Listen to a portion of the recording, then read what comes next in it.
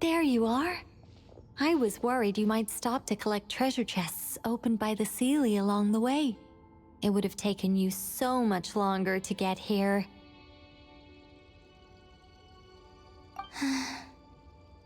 Another conversation I cannot hear. I am delighted to see that you understand what takes priority and that your adventurer's instinct has not swayed your resolve. Really, I must applaud you for it. You should know. Paimon's head. Okay, I'll try and keep it short. My senses are telling me that this is where we shall find the entrance to the ruins. Oh, cool! Well, what are we waiting for? Let's open it up and see! Patience. This was a sanctuary of great importance to the Hyperboreans.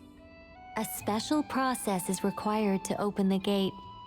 Oh! Like the place that housed the Eternal Moon's marrow?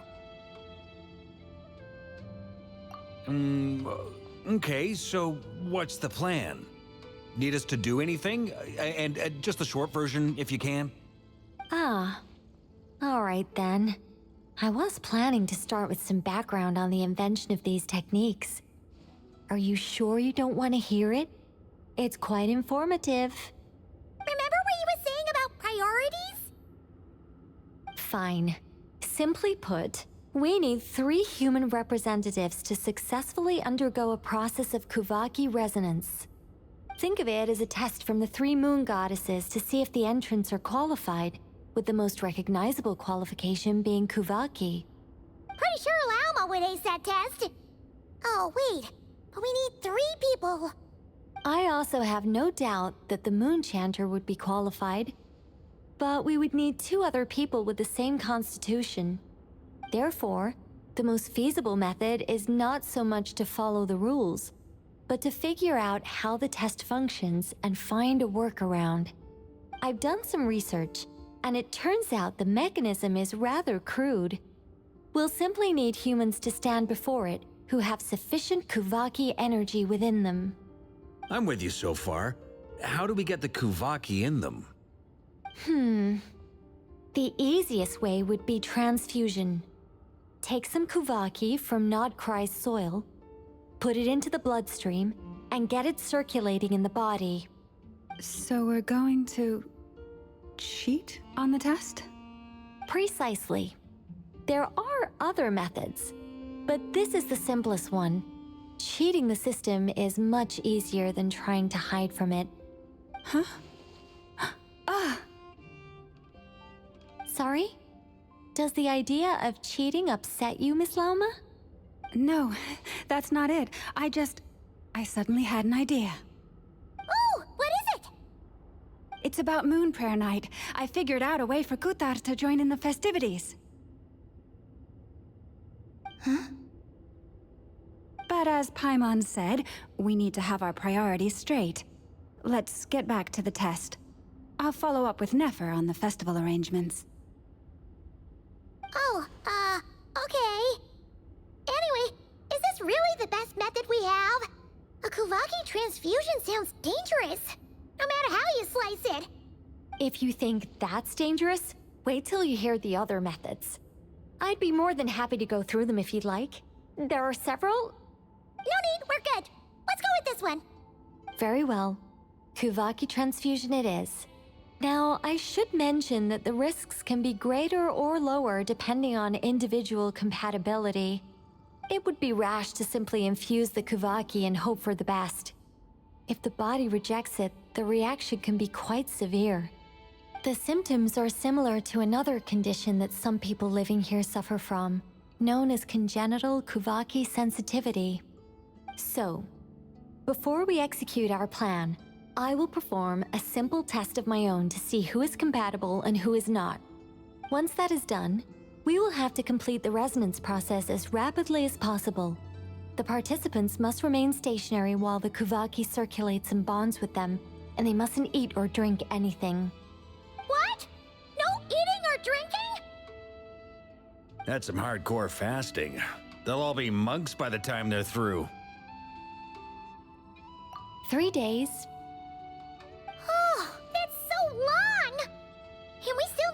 find 2 more people who are not just compatible, but also willing to volunteer. Fasting? What are they talking about? Really? Don't you want to think this through? Haha, count me in too. 3 days without food? I can handle that. Miss Nicole has made it clear that this is the easiest way. The way I see it, there's nothing else to discuss. It's time to step up.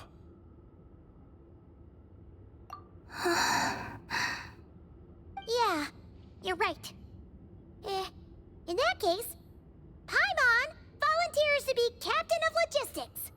She'll keep the fires lit and grab some spare clothes to keep you comfortable. Then we'll start with you first, Traveler. Please step forward.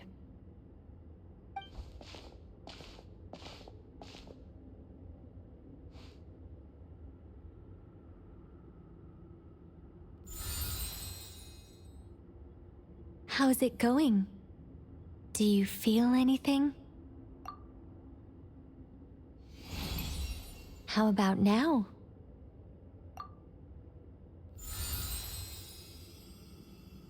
And now?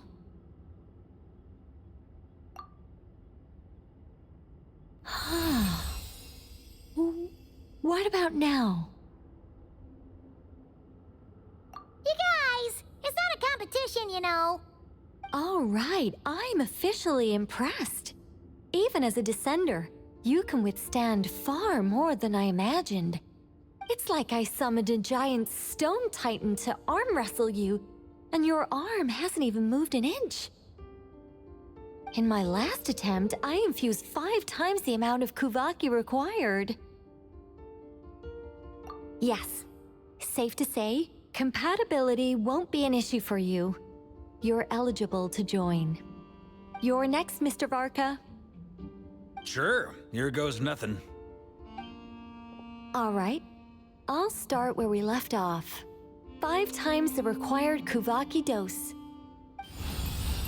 Whoa, whoa, whoa, hey, wait a minute. How's it going? Ooh, no, not great. I kind of want to puke. Feels like I've been drinking too much. A few bottles of wine, then a big stein of Dark Horse, with some hard liquor from Liyue mixed in. You think this is funny? I just lost to a young lady in an arm wrestling contest. I'm never gonna live that down. My apologies. I'll lower the concentration and try again. Oh. How's it going now? I'm not as dizzy as last time, but I can still feel it pulsing around. In that case, you wouldn't be an ideal choice, Mr. Varka. Let's try someone else. Okay, let's go ask some of our other friends then.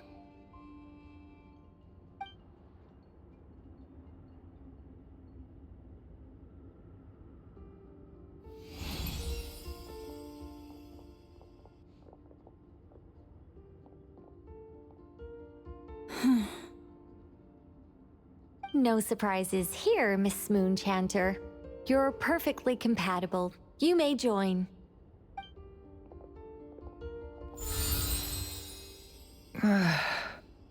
I'm getting a slight headache. Shame.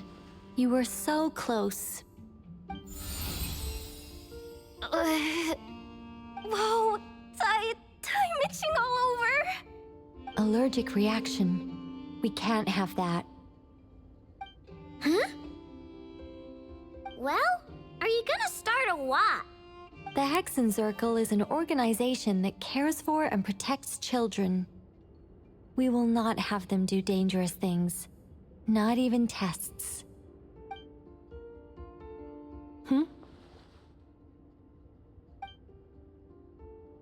Is something the matter? The candidates have to be human. I guess that rules me out too. Huh. Everyone except the Moonchanter got beaten. Guess I don't need to feel so bad after all. I mean, looks like this isn't gonna be as easy as we thought. Perhaps I could ask for volunteers among the Frost Moon Scions. I'll see about talking to some trusted Lightkeeper colleagues. Itlua springs to mind. In fact, I think we had some former Frost Moon Scions join our ranks recently. Can you give me the scientific explanation for how the test works? I can probably make some kind of test bot. Then we can just zip through Nasha Town, going up to people and pressing a button to check their status. Wouldn't that be way easier? No. Wow! No elaboration for once. How about I contact the Knights of Favonia's garrison in the Wave Chaser plane? Shame that Lohan's already left. And that guy's even tougher than I am. Strange. The moon goddess is clearly revered by many people. So why is she on the brink of disappearing? She mentioned that the world has rejected her from the very beginning. And when we fought the Raikir of Salnari, it seemed like she exhausted her power for our sake. Also, Paimon's not sure revered is the right word for how people feel about her. Gratitude, certainly. For my part, anyway. It's basic reciprocity. She helped us, so she deserves our help in return. Yeah. Even though she looked like she didn't care, she still saved a ton of people, including me. A review of the relevant data leads me to conclude that Miss Columbina is a good person. Yep, you bet! They really think so? I'm super surprised that Columbina isn't her actual name, though. I think it really suits her. It's light and graceful and... yeah, just a really pretty name. I know, right? Unfortunately, that's not our decision to make. Columbina. That was the code name the Fatui gave me. But it also came up in the song I heard when I was born. But... is that really all there is to it? What do I truly think of my own name? Is there anyone left who will still call me by that name?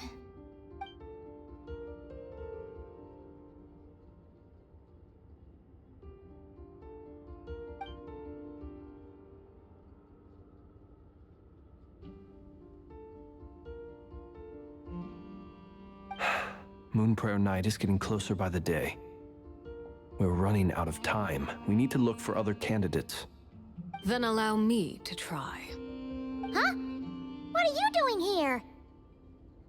You contacted your friends via the Adventurers Guild. Sandrone has been keeping an eye out for something like that, so she informed me.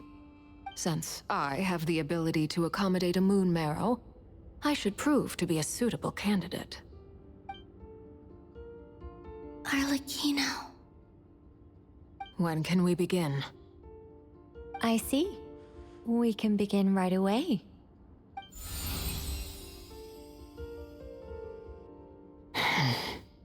How was it? Did you feel any discomfort? Not at all. Then it seems we shan't need to look for additional candidates after all. Great! Cool. All right, like Paimon said, the rest of us can take turns making sure the three of them stay warm and comfy. Then, my job is to take care of the caretakers. I will ensure everyone receives food and accommodation. I'm ready as well.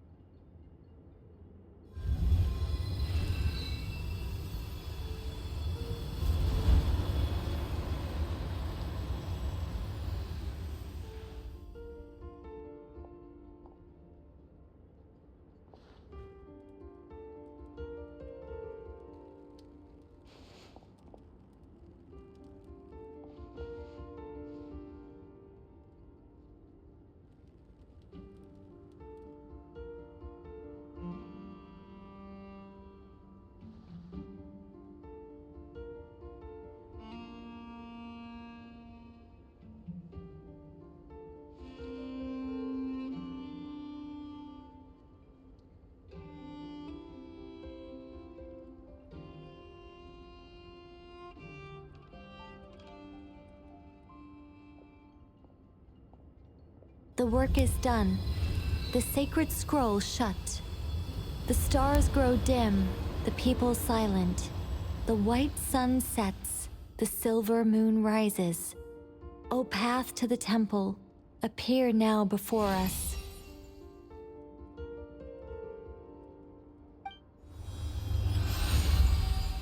Wow! It really opened! So that's what all this is about. They've been trying to open this gate. Come, let us enter. It might be best to eat something first. Take care to chew properly and swallow slowly. It will give your body time to readjust to the digestion process. They will head in soon. They will need to enter this gate.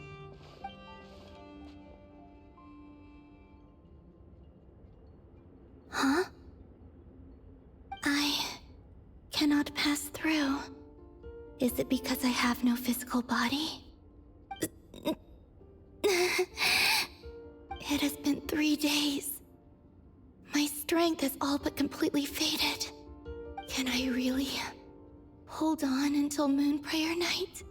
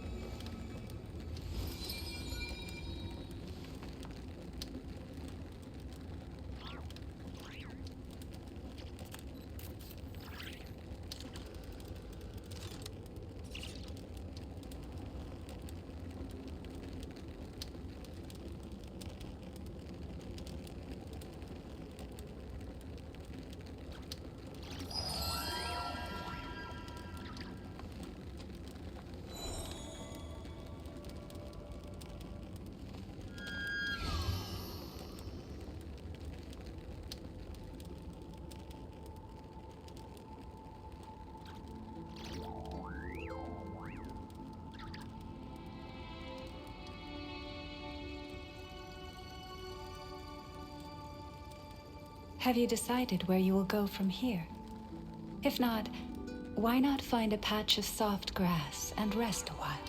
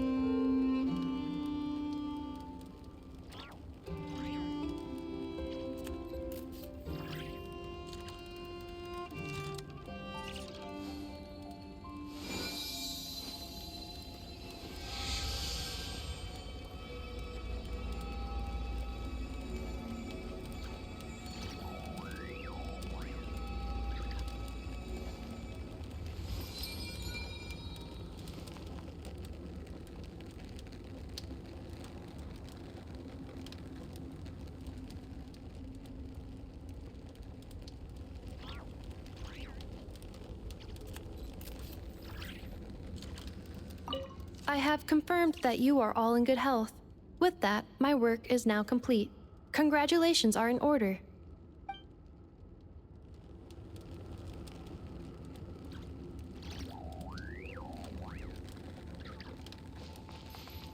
It's good to know you're all well. Puts me at ease.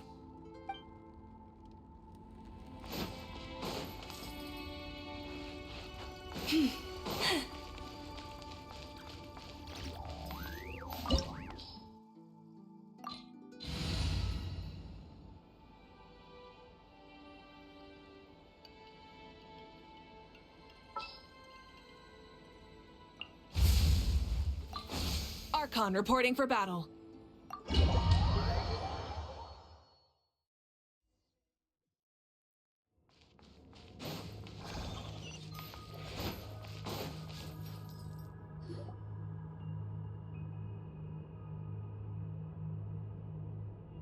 Are these people... Judging by their clothes, they appear to be phantom Hyperboreans from the distant past. That could mean they have some clues about the moon goddess's name, right?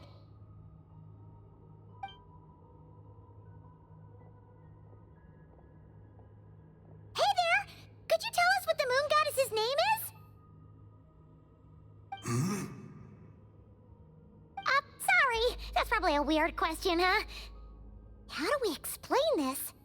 The moons are long gone, and their goddesses are dead. Their names no longer mean anything. When a new moon goddess is born, we will surely know her name. We have used every last resource at our disposal. All that remains is to wait, patiently and quietly.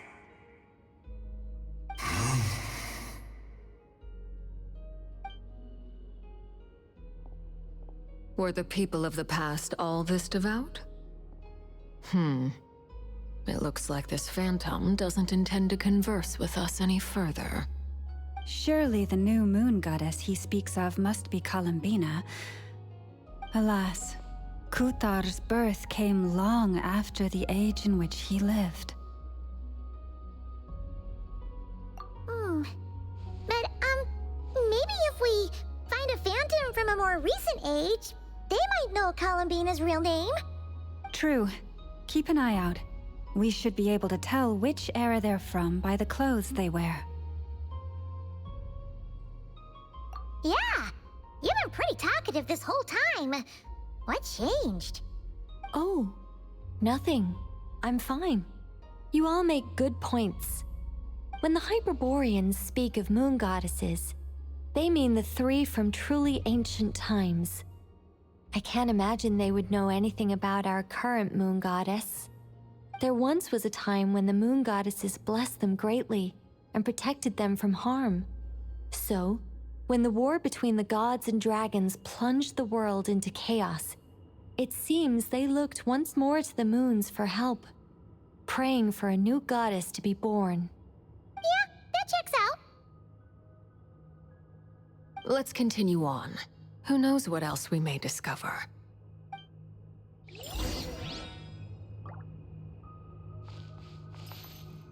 The moons have left for now, but they would not abandon us forever.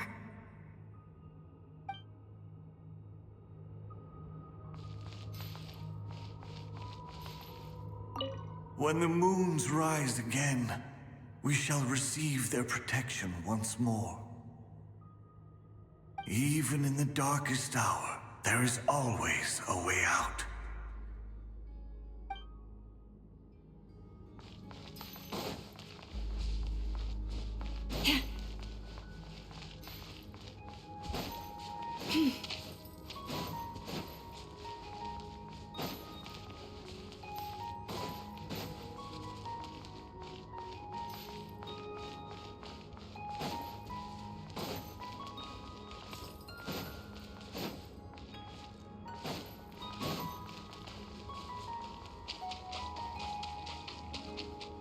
There's a door blocking this path! Not a problem. Try this.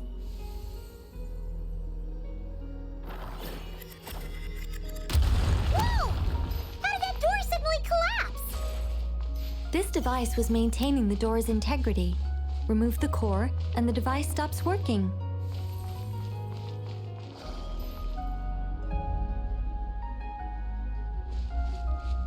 Is this our destination? Impressive. More precisely, this is a device that will help us reach our destination. Let's go. We still have a long distance to cover.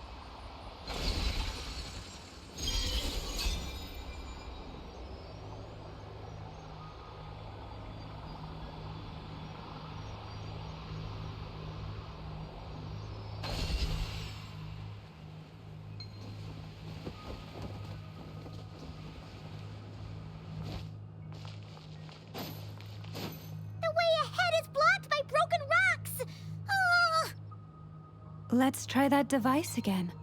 Remember the door from earlier?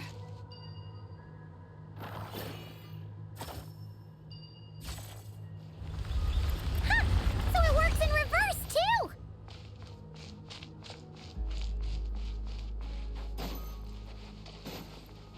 The humans we see are all phantoms, but the monsters are real. What a fascinating place. There'll be plenty of time to admire it later. Light of the blazing sun!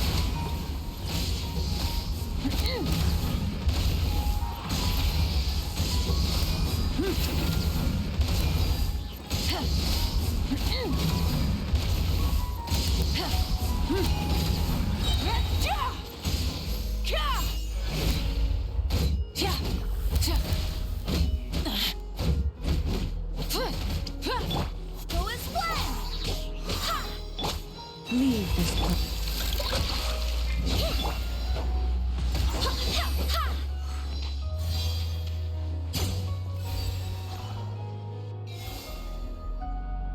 Ooh, there's a whole bunch of artwork in here. Seems pretty old. Nicole, this is probably your area of expertise. What do all these paintings mean? Let me see. To understand these murals requires some knowledge of the history surrounding the War of Funerary Flame. I shared a little of this with Lauma before. Yes, I think I follow. The dispute between the Moon Sisters, the transformation by Nibelung. Oh no, it's no trouble. I'd be delighted to share the tale again. Alright then. Tevat's 3 moons and their goddesses were brought into being by the will of Nibelung, the then ruler of Tevat. But when the heavenly principles came, they changed the world completely, down to its very foundations. The moon goddesses were nowhere near strong enough to challenge this entity. But the heavenly principles did not view them as heretical entities that had to be removed. Essentially, the 3 moons existed to keep this planet alive and operational, which did not directly conflict with the heavenly principles' aims. Nevertheless, the inherent precariousness of this arrangement would soon be revealed. Nibelung returned. Yes. He did, and thus began the War of Funerary Flame, a battle for dominance between Nibelung and the heavenly principles. Discord would soon emerge between the 3 moon sisters. One would voice the opinion that they should follow Nibelung, for it was he who first hung the moons in the sky. Another would argue that taking sides in the conflict would only bring the world closer to ruin. There was no telling where it would lead, especially since their creator had returned, bearing the perilous power of the abyss. Nibelung would eventually discover their disloyalty. He had all three imprisoned before transforming the moons into weapons with which to fight against the heavenly principles. What? Weapons? Yes. The very moons that had once defended the planet became instruments of death and destruction, striking terror into the hearts of all living things. And although the heavenly principles and the three moon sisters had once been at peace, it now seemed that the moons posed an unacceptable threat to Teyvat. It is possible that the heavenly principles did not know of the goddess's imprisonment. If so, the weaponization of the moons would surely have been viewed as an intentional breach of the peace agreement. Regardless of who knew what when, the heavenly principles shattered two moons and flung the other beyond the skies. Whether the goddesses managed to escape Nibelung's captivity after his fall, nobody knows. But this much is certain. From that day on, the moons no longer belonged to Teyvat. The rejection slowly drained their power until eventually they passed away. So that's the full story. You say the moon ceased belonging to Teyvat from then on. Why then would Columbina be born here? That is perhaps due to the lingering connection between the Frost Moon, which was not shattered, and this world. You could see it as the three sisters' dying wish. They never desired war. All they ever wished for was to protect this land. I see. If the final fate of the three goddesses is as you say, then Columbina faces the same grave danger. Our investigation has yet to bear fruit. We must hurry. Yeah, you're right. Let's keep going.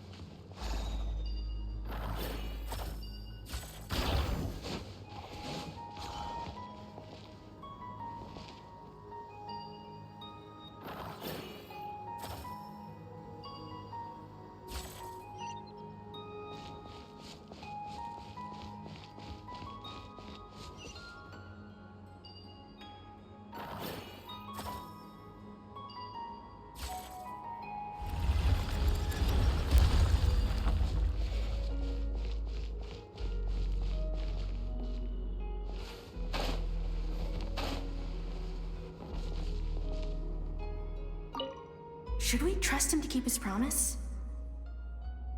We have to. There's nothing else we can do.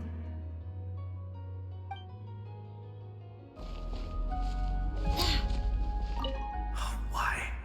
Why do the creators of this world no longer show mercy upon their people? Remember his words. We must change our fate with our own hands. Wait, that's odd. Who is he? Is something wrong? No, not really. It's just that over 30 possibilities emerged in my head, so I can't be sure who he is. It's been too long. My memory isn't as sharp as it once was. Okay. 30. Wow. Impressive.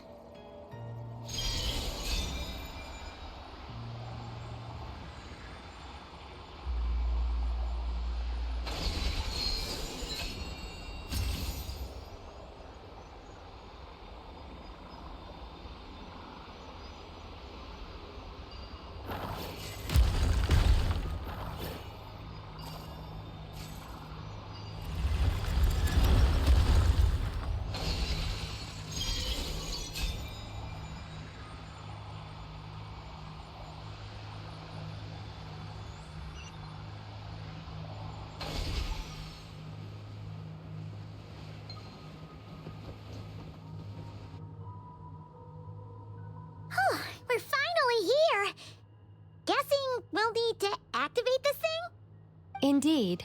I was a little worried about that at first, but as we got closer, I sensed that the Kuvaki within it flows unimpeded.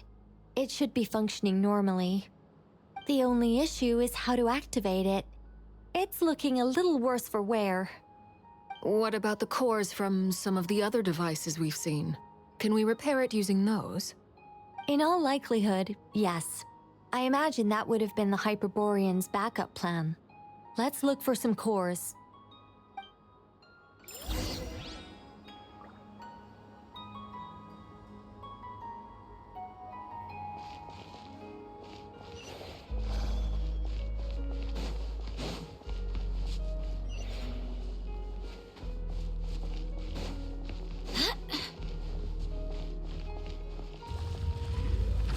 Rise with the sun! Pyroclastic surge! With one heart. Barbados, guide us.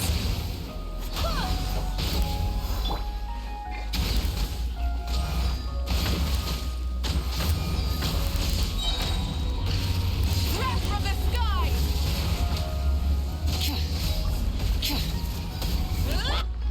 Lash attack!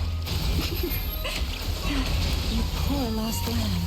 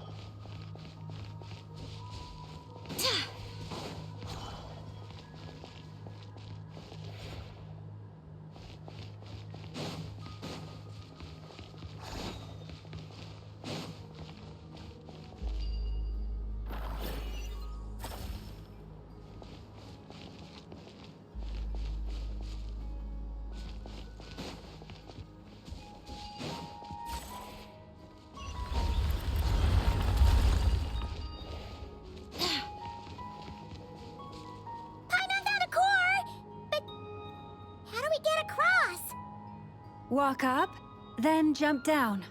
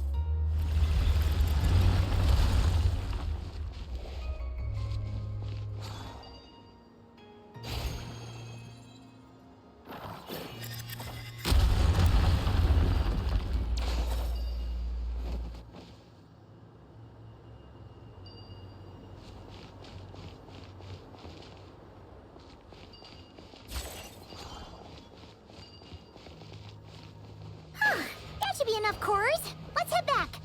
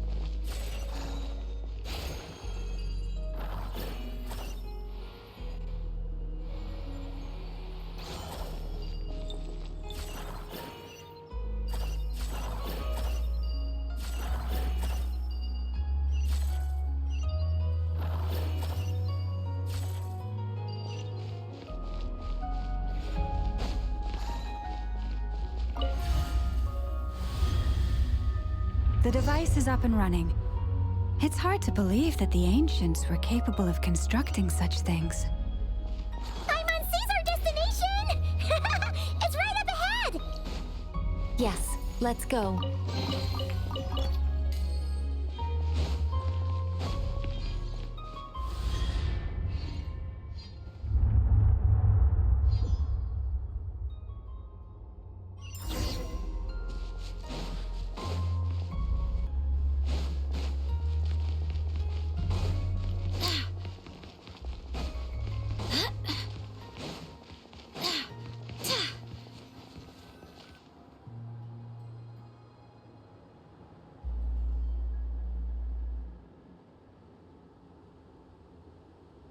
This is where the people of Hyperborea communicated with the moons. We need only place the moon marrow upon this platform on Moon Prayer Night, and we shall be able to open a portal to the moon and send our moon goddess back home. The assumption being, of course, that we can find her first. That's right. You want to know if it's safe there, don't you? And yet, she has no choice but to return. You know this. Oh, that's not the only issue here. This is the end of the line, right? We've explored everything we can.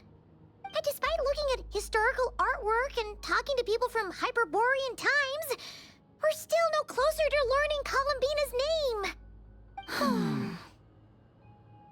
name. If it's not too much trouble, could you tell me exactly what Alice said to you about finding her name? Oh, sure. What she said was... Then your first job is to find it. As a moon goddess, I'm sure she must have a name she identifies with. Neither Columbina nor Kutar is her true name, and she's never really accepted either of them. Is it not also possible that she has never had a true name? Not at any point in history? That would be a hard pill to swallow. But at this point, we may have to accept that that is the truth. No one knows how she came into being, and she certainly doesn't have parents in any sense that we're aware of. Perhaps she was never granted a name at all. But does that mean there's no way to get Columbina back? She's just gonna disappear and there's nothing we can do about it? Huh? Wait, why all this pessimism? Was it the way I phrased this question?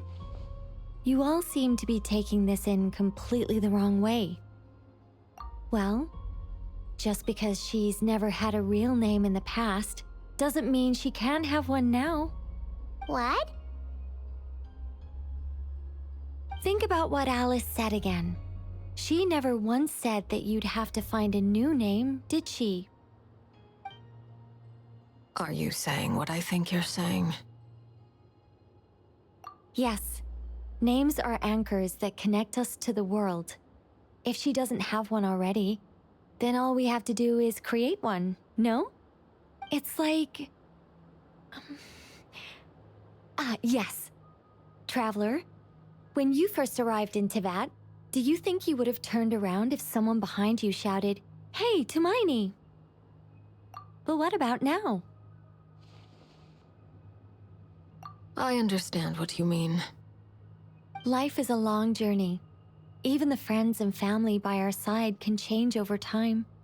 When people call you by different names, what matters isn't so much the words themselves, but what they symbolize. And of course, whether that resonates with you. Ether.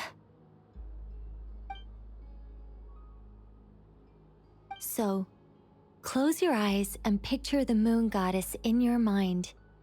If you were to call out to her in this moment, what would you say?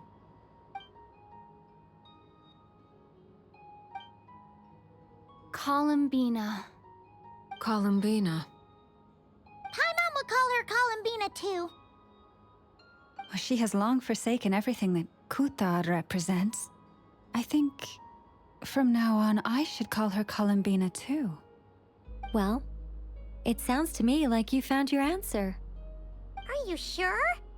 Is it really that simple? We haven't found her this whole time, and not for lack of trying. For a journey like this, the process is every bit as important as the outcome. Had you not searched far and wide, rejecting every other answer you were offered? How could you have come to an answer you felt was finally correct? Oh, it all makes sense now. This has Alice's fingerprints all over it. Are you suggesting that Mage knew from the start that Columbina never had a real name to begin with? I can't say for sure. But I can definitely imagine her chuckling in satisfaction somewhere right now, saying, "Ah, what fun." Llama! Your antlers! You should hurry. The festive moon has begun to rise. Do not worry, for when you called the name Columbina just now, I could sense that the power within was enough to summon back the moon goddess. The power within what? The name? Yes. So, the thing is... What's wrong now? This is so annoying. I really want to explain how that whole thing works. Starting from the founding principles of Tevat and... Oh, I could talk about this for hours. But... Deep breaths, Nicole. Deep breaths. You're an angel. A sober, sensible, solemn angel who has her priorities straight. Okay then. Sorry for asking. Clearly a bad call on Paimon's part. Anyway, you all need to hurry. Last thing, remember how it felt when you called out that name. Then it is agreed. By the name Columbina, we shall find her. Then we'll throw her the best Moon Paranite party ever! And at last, we will send her home.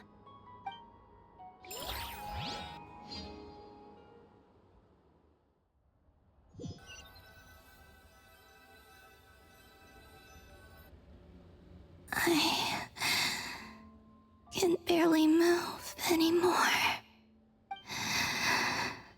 My consciousness is fading away. Have they come back out? I'd love to see them one more time.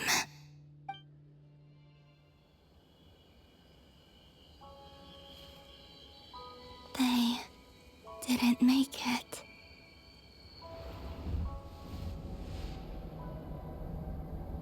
Could you tell me your name?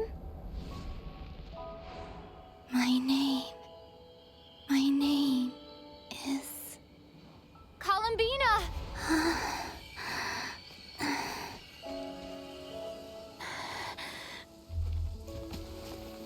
Columbina! Are you here? Columbina! That's the name you gave when we first met. And it's what I've called you ever since. Columbina. It's a fine name. I have many fond memories of Columbina, and so do all of your friends.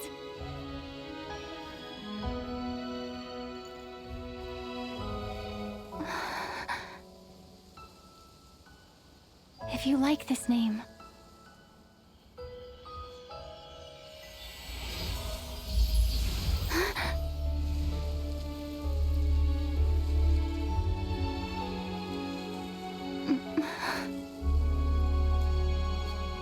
Looking for me?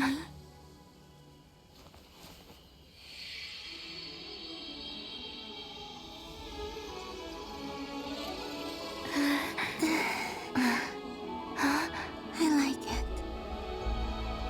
You can carry on using it. My name is Columbina Hyposelenia.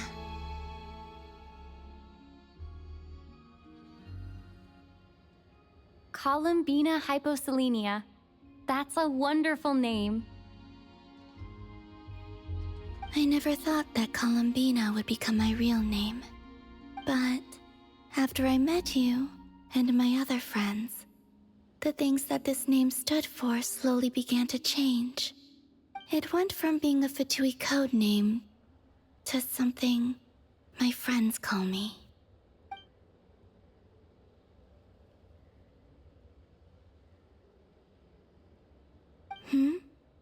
What is it? Why aren't you saying anything? I'm just so happy for you. Thank you. So, where's everyone else? We can go and meet them very soon. Everyone went to different places to try calling your name. Great. I'd like to thank them as well. Everyone's done so much for me. Searching for my name, entering those ancient ruins. Huh? Wait, so you were... Yes, I was there. Not physically, but my consciousness was still holding on. I followed you the whole way. Starting from when? You turned around and called out my name while you were in Nasha Town. Do you remember?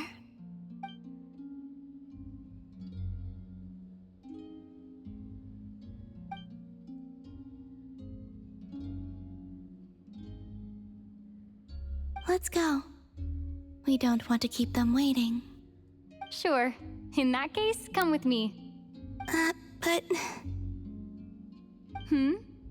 Before that, could you call my name one more time? Sure. Come with me, Columbina Hyposelenia.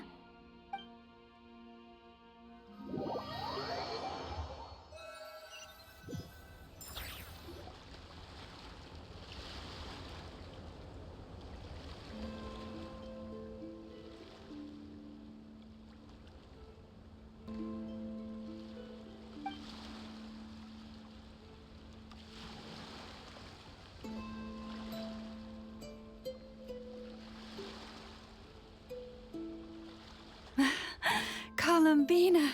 Oh, this truly is wonderful.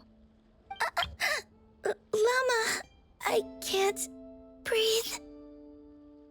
Ha ha! Just in time for Moon Prayer Night! It's good to have you back, Miss Columbina. Yeah, we were worried sick. Thank you, my friends. With your help, I now have a name that belongs to me. Columbina Hyposelenia. Where's the second half from? You added it yourself? That's right. It means... Born beneath the moon. Yes. And by extension, it can also mean born beneath this world. A fine name.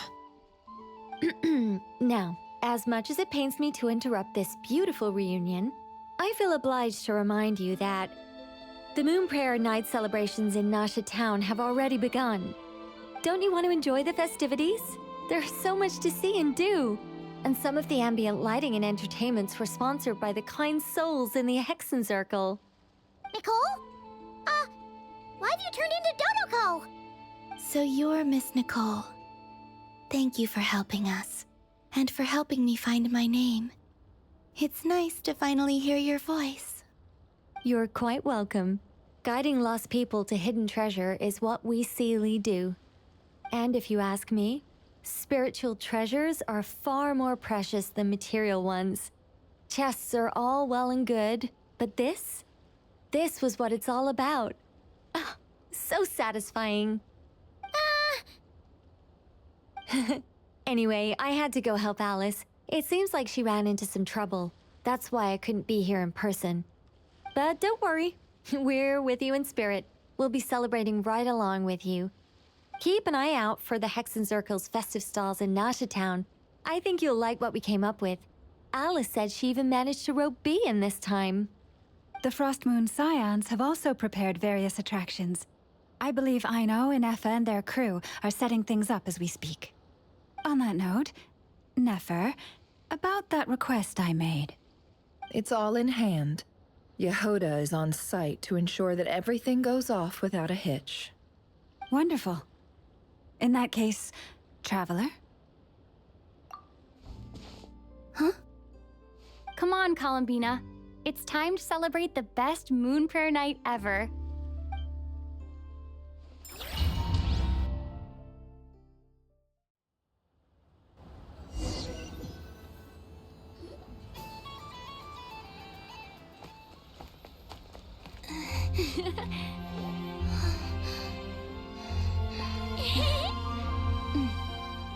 Hey, young lady.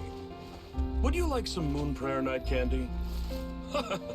Happy moon prayer night. Oh, yeah. I almost forgot to say. Welcome home, moon goddess.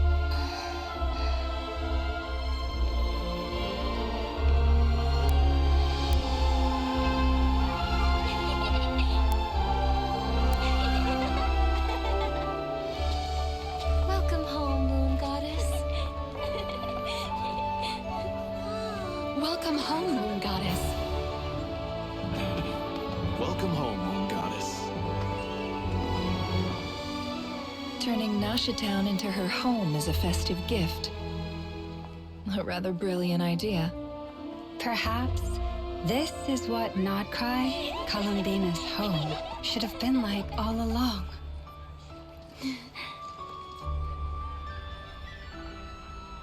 Thank you for the gift. I like it a lot.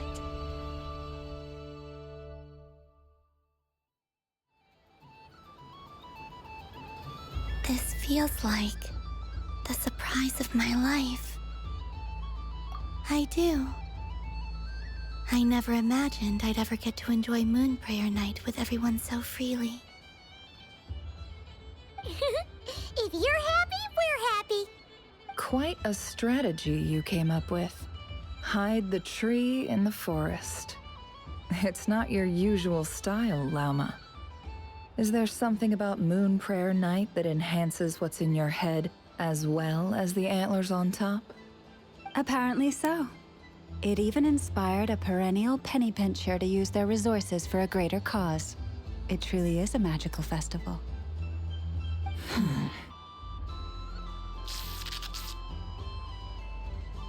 I see it now. This bickering is actually a sign of a strong relationship. Huh? What's everyone doing here? Oh, Miss Columbina, you're back. Yes, I'm fine now. Thanks for your concern. How's your progress with Alice's assignment? Very well indeed. I've never heard her sound so excited. Not like this. This time her excitement seems more serious. Seems like she's had a major breakthrough. She said she'll contact us once she knows more. In the meantime, we're free to relax and have some fun. Enjoy the time off while it lasts. I have a feeling that our next task won't be so simple.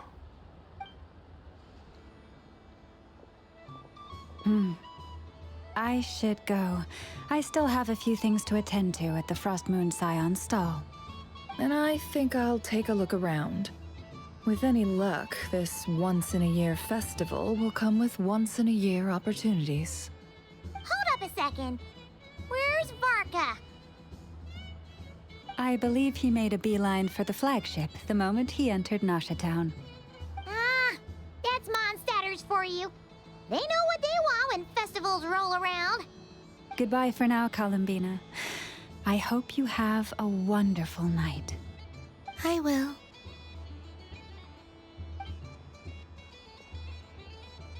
Well, in that case, don't just stand there. Get out there and have some fun. You'll definitely get a warm welcome at every stall. Oh, also, take this map with you. It's a guide to the festival.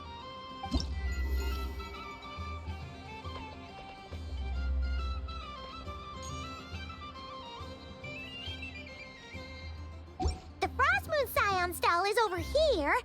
Lauma's invited a whole bunch of cute animals to celebrate, too. Over there is the Hexencircle section. Alice seemed more excited than anyone about this festival, so she insisted on making it a grand affair. Oh, and then there's the Nasha Town local specialties, Including... Actually, forget that. Better if you go check them out for yourself. Thank you. It looks like a lot of fun. You're not coming with me? We'll be around. But don't you want to browse by yourself for a bit first?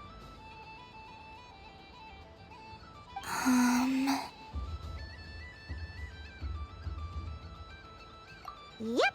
If you find something you like and want to try it out together, just give us a shout. We'll be right with you. Otherwise, just relax and enjoy yourself. There's so much on offer, so try to experience as much as you can.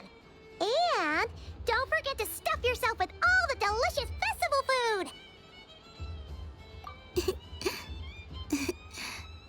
All right then. Off I go. Where should I go first?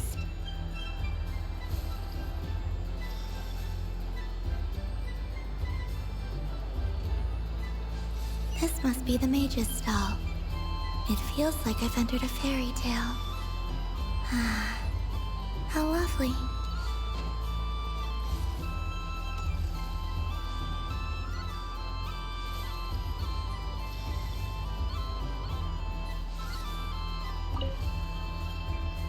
A soft and furry creature that bounces and jumps. Welcome home, Moon Goddess. This one talks too. Allow me to introduce myself. I am a Dodoco from a distant archipelago, the most mischievous of all my Dodo brothers and Dodo sisters. When the going got tough, I powered through, and when I met obstacles, I boomed them away. That sounds like a lot of fun. Doesn't it just? Oh, but then the trouble started. Recently, I found a lovely beach, the same beautiful jelly color as my hometown, and so I dove in to have a look. Only to find it overgrown with seagrass and nasty little spiky fish everywhere, looking to turn me into a Dodoco kebab. I made it back to shore by the skin of my teeth, but my tail was sorely hurt. Couldn't you just boom them away? Oh, I wanted to, believe me. But I've heard that you, Moon Goddess, can understand animal speech. The last thing I wanted was to cause a gigantic fuss and get taken to court by a school of spiky fish. I'd be driven out of these waters for good, and my winter holiday would be ruined. And so, dear Moon Goddess, I was wondering if you might lend me your allegiance. Are you roping me into a crime? Oh, let's call it a once-in-a-lifetime carefree adventure. Does that sound better? All the festival goers tonight are dressed up as the Moon Goddess, but there's nothing to say that the Moon Goddess can't disguise herself as a Dodoco, is there? Besides, this is your home. You should be free to be whoever you wish. I'm afraid I'm not well acquainted with Dodocos, Madam Mage. Oh, that's quite all right. We Dodocos are innocent, happy creatures with a free-spirited nature. Many, like myself, are mischievous troublemakers. Others are lazy souls who like nothing better than to lie down on a nice rock and take a nap. In our eyes, every creature who yearns for happiness and freedom is a Dodoco. But perhaps in yours, we Dodoco are a fluffier and more mischievous breed of Kuhenki? Yes, that is a much easier image to follow. Oh, wonderful! Then let's play! Grab onto my tail and follow me into the sea! Time to settle some scores with the bad guys!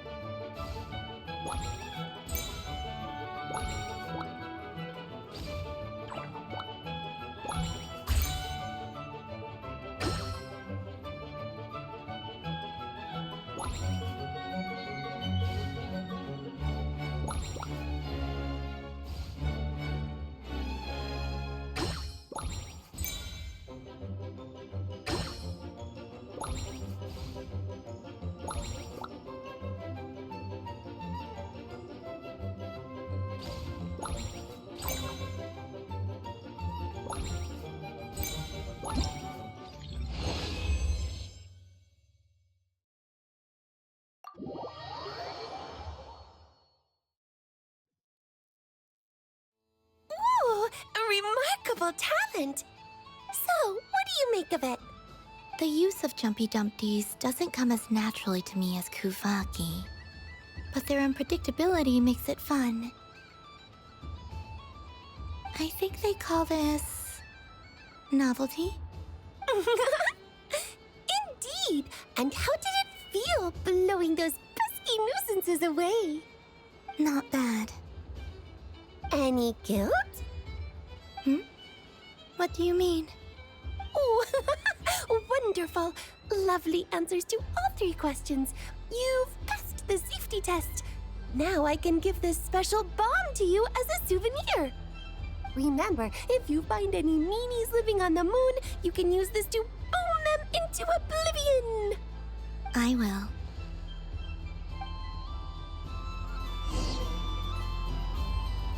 Up for another round of fish blast?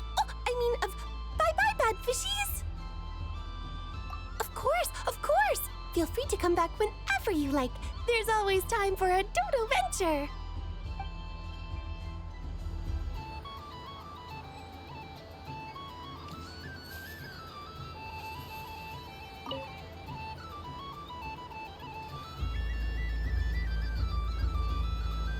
I wouldn't say it's unfair, exactly. I mean, your voice goes right into people's heads. How would you explain that to the kids? You can't just explain it away as magic. Is something the matter? Ah, Miss Columbina! No, nothing you need to worry yourself about. Ah, impeccable timing. Stick around for a second, Miss Columbina. I need your input on something. This self-proclaimed Knight of Justice has yet to give me a satisfactory answer. I, for one, would like to hear your verdict on the matter. Hey, now, I left the flagship just to help you out, Miss Nicole. What's going on? So Alice and I are both using long-range remote control spells that work on similar principles, allowing us to attend this festive fair in Dodoco form. Sorry, let me backtrack a little. While similar, there are some key differences. Alice, being a great mage, wanted her Dodoco to reflect something of her own charm and mystique. So she adjusted the way its tail moves when it spins around. An entirely gratuitous move, in my opinion. I hardly see how anyone is going to notice that. If anything, I'd say that anyone who stares intently enough at a Dodoco's tail to notice such a small detail is someone we ought to be highly concerned about. I only say this to emphasize that my question has nothing to do with tails. Now that we're clear on that, why is Alice's Dodoco permitted to interact directly with the children celebrating Moon Prayer Night, while mine is not? Your voice speaks directly into people's minds. See? Exactly what I said.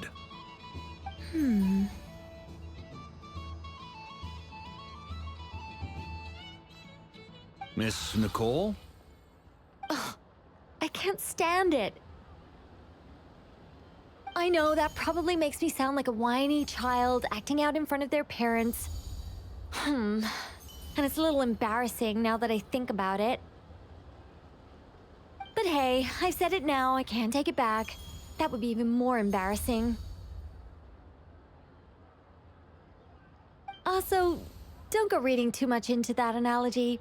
It was off the top of my head. I'm actually an awful lot older than either of you. Miss Nicole, are you saying that you'd like someone to play the game you've prepared? I'm not so invested in that. It's just something cobbled together using items I borrowed from Alice. She probably didn't even make them herself. The point is, I want to know everyone's thoughts after they receive their prizes. But as you've said, I can't just ask. I've been biting my lip for so long, and I've had no one to vent my frustrations on. I thought this was going to be a nice, straightforward festival where I'd get the chance to guide people to treasure. Well, can I play? I can't guarantee that I'll win a prize, but... You will? I'd like to try. Then what are we waiting for? Let the game begin! It's like they forgot I was ever here.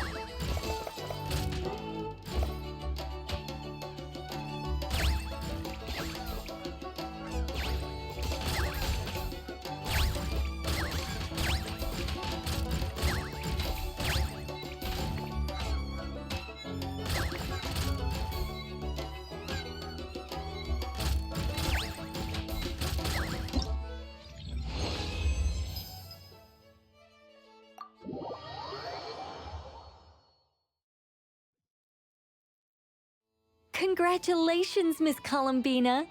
With your great wisdom, you have overcome every obstacle in your path and conquered the great challenge posed to you by fate.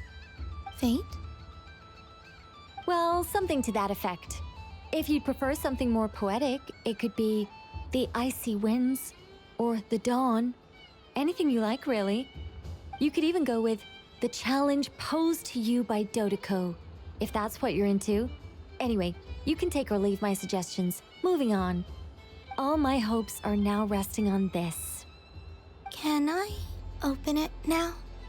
Stop teasing me. Please, I'm begging you. No more talk. Just open it. Wow. What a lovely sculpture. Classic and cute at the same time. Thank you, Miss Nicole. I'll always treasure it. Ah, there we go. Music to my ears. You have my sincerest gratitude, Miss Columbina. Thank you for sharing your precious time with me and fulfilling my wish. Don't mention it.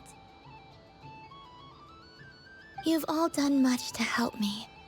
And still, I'm the one receiving all these gifts.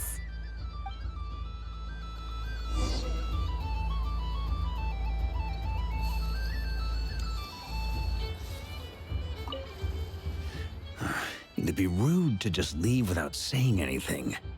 But at the same time, I don't want to barge into their lively conversation just to announce that I'm leaving. I guess I'll just wait a little longer. Huh? Albedo? This sketch is for you, Grandmaster. Oh, a gift for me. Thanks. Let's see what you've done for me. The North Wind left in a lurch.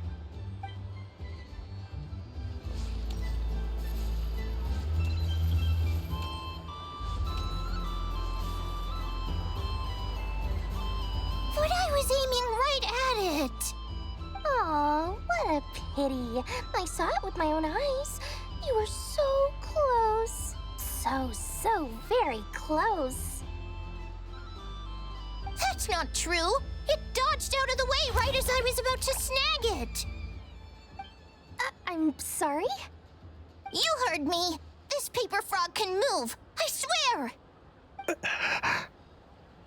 Dear, oh dear, what are you saying? How could a paper frog move? Unless you believe there really is magic in this world. But even if I, the mere humble merchant that I am, knew such magic, surely I would not use it on a paper frog. I'd sooner give Mora legs, so I could walk right into my purse. My dear, dear customer, why not have one more try? This time I'll give you 12% off, a very generous discount for one of my most regular customers. Just think about how much experience you have under your belt now. You're sure to win the next one. Darn, I used up all my coins. I'll be right back. Just gonna fetch some more from my house. Take your time, but don't take too long. This event is Moon Prayer Night only. Miss it, and you'll have to wait a whole year before I'm back. Next customer, please. Welcome.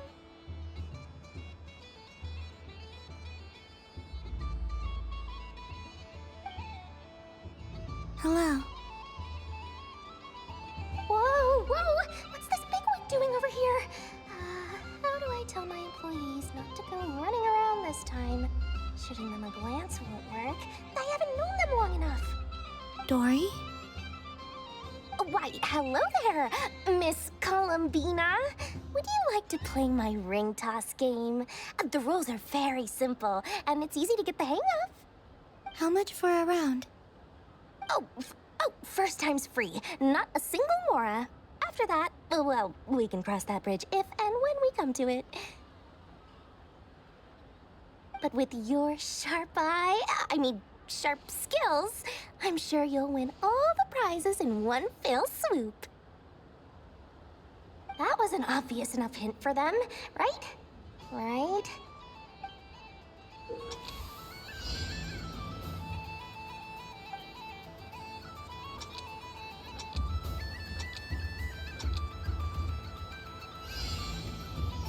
Here comes the ring! Oh, peanuts.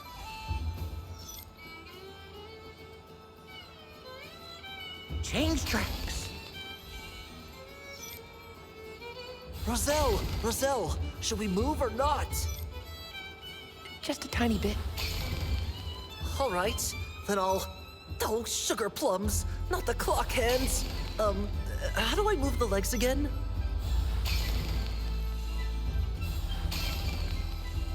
Stop it! Stop it! Stop dodging!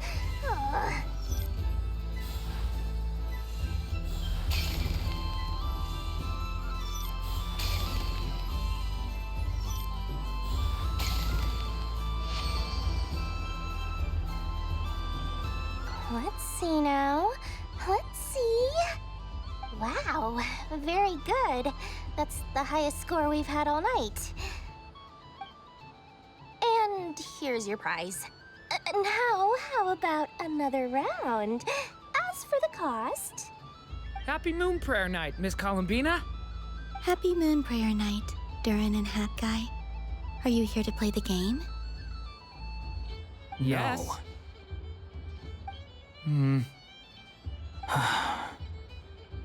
You said we were just coming here to say hello. I did, but then I recognized a few more people as I got closer. Do my eyes deceive me? Is that... It's our little dragon! He's all grown up! Someone's popular. Well now, since you came all this way, why don't you try out this lovely game we have going? First try is free!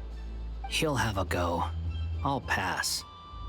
It's only one free try per customer. You can't give your try to him. I'm aware. How has Elder Almond been lately? He's in great shape. He goes for a run in the forest every morning to stay fit and healthy. He tried to go boat racing with Firecracker a while back, but he couldn't even make it onto the Lotus Leaf. Firecracker was in fits of laughter. How about you, little dragon? Can you still fly? Yes, I can. But you've become less chatty. Has growing up been tough on you? We call that maturity. You know, the thing people sing about. The knight wields a sword of stone to defend those hearts that are made of gold. Stone is very heavy. That's what keeps him from talking too much. That's awesome! I want to be a knight when I grow up, too. Ring, here I come!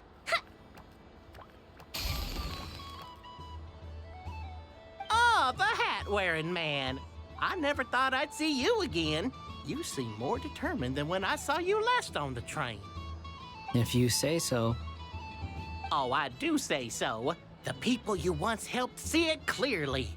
It's because you are once again on the right track. May the engine in our hearts propel us to the station of our dreams. I can move! I can move now, Roselle! What are you doing, running into the rings like that? You got them all so quickly! I have never seen anything like this in all my travels. Is this guy actually an old friend of theirs? But how? They're origami animals and clockwork people from a fairy tale. Getting to know them would be quite an arduous task, unless they share a hometown? I have to get to the bottom of this. Next time I see the great mage Alice, I shall demand answers. Thank you, Dory. I had a lot of fun. Now for your prize. Where did I put it? Give me a moment to dig it out. Oh, sweet grand prize. How I wish I didn't have to let you go. Good thing I've already turned a profit from the customers earlier in the night. Otherwise, I'd have wasted all my hard work. Okay, I'm back. What? I leave for 2 seconds and someone's already claimed the grand prize? Oh, well, these things happen, you know? Perhaps you'd be interested in one of the other prizes instead. We've got all kinds of wonderful goodies here. Ugh. Is this the thing you wanted? Here, you can have it. Huh? But... Don't worry about it. It will be happier with you. Oh, thanks so much, miss. Moon Goddess. Oh, goodness gracious, Columbina. Give me strength. How am I supposed to make any more money from this child at this rate? Daddy, look! That's the game I was telling you about! Forget it. She is the Moon Goddess after all. I'll think of some other way to swing this. Maybe I can try to hook this new kid. Huh? Oh, someone already won the grand prize. You can take mine if you want. What? Why? Why are all these bleeding hearts coming here to ruin my business? Happy Moon Prayer Night, everyone. Happy Moon Prayer Night.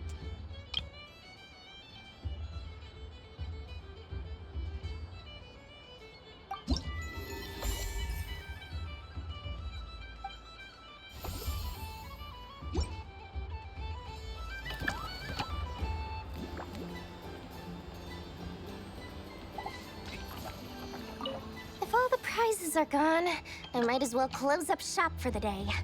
But you haven't had your fill of fun yet, right? So the next time a customer shows up, you're going to have to run faster, all right? And remember, run out of the rings, not into them. What's this? Should I give it a try?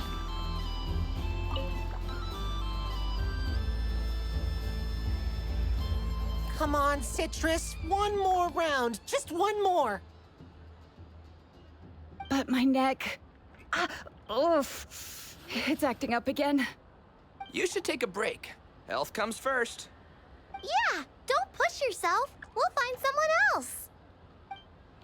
Hey, don't look at me. I'm the referee. What are we gonna do then? Do you need any help? Yes, we do. We need one more player for our game. All right. Could you teach me how to play? It's really simple. You just throw the dice and move by that number of tiles. First one to reach the finish line wins. Rolling a hamster means you move one tile. A paper frog is 2 tiles, and a flying squirrel is 3 tiles. 'Cause they go the fastest. Okay, I get it. So, we're all set? In that case, please take your places and let the game begin!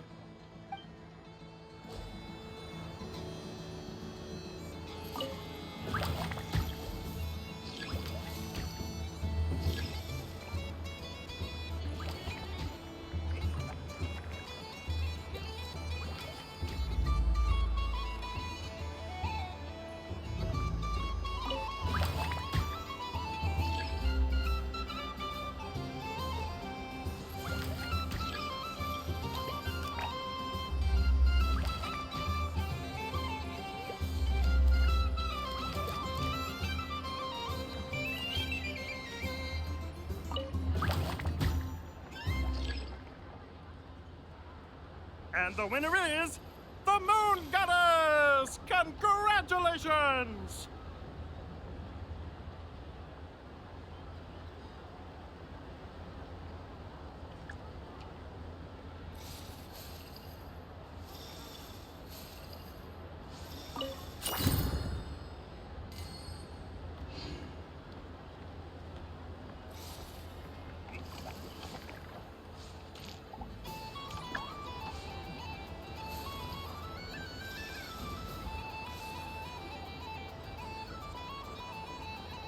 Dodoco's Whirligig!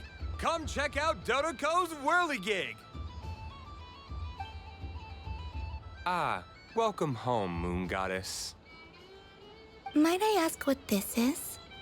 Ah, it's a very special amusement sponsored by the great mage herself. Ride on a soft and furry Dodoco and embark on an unforgettable adventure. I say that, but I'm just following a script here. Who is this mage, anyway? And what the heck is a Dodoko? I'd like to ride. No problem. But, are you by yourself? Is that not okay? Oh, no, it's fine. It's just that each Dodoko can accommodate 2 passengers. Would you like to bring a friend along? My friends... That should do it.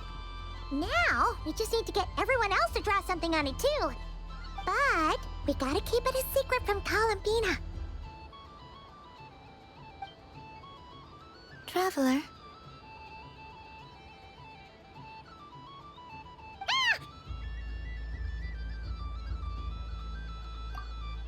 I want to go on that ride.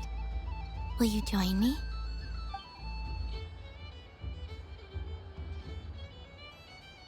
Let's go then. Don't worry. Paimon will do the rounds. You go have fun.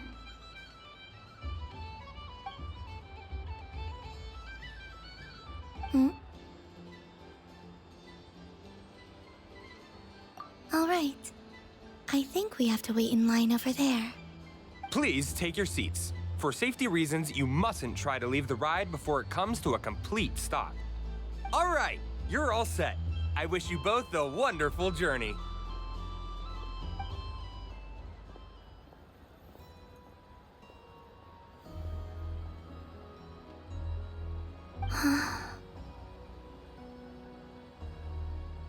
Not bad. It reminds me of riding a moon lane.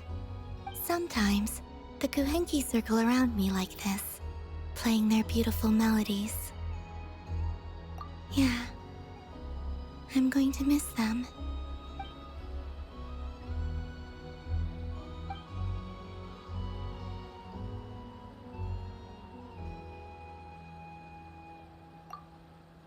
It does. I've felt scared in the past, too. But this is a little different.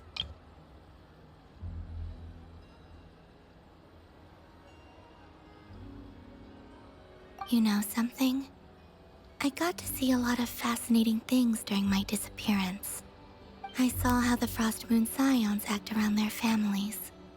So different than how they used to act in my presence. And I also saw how they interact with their friends. It made me curious at first. Why do people act so sincere when they're worshipping gods, but save their truest, warmest feelings for each other? Slowly, I came to realize that it's because they trust one another. They know, deep down, that they'll be accepted for who they are. All of it. The good and the bad. I know.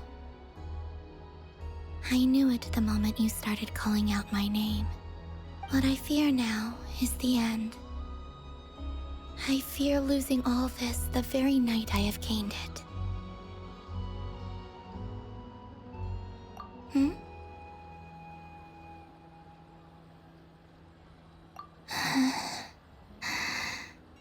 Thank you for this conversation. Thank you for listening to me. Don't worry. This fear I have, and the unknown that awaits me, they cannot hurt me. Not when I possess a treasure far greater. I just want you to remember this version of me, the real me, on this final night together. Dear passengers, Dodoko's awesome adventure has come to a close. Please leave in an orderly fashion, and we look forward to seeing you again in the future. Don't want the journey to end, huh? Don't worry, you two. There's always another adventure waiting just around the corner.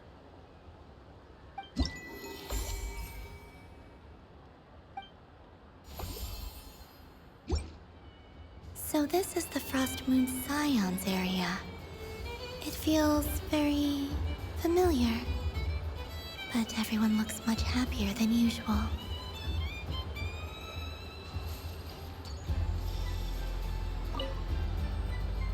Fun ride, huh? You and Columbina looked pretty sad to leave. This isn't gonna make Paimon dizzy, is it?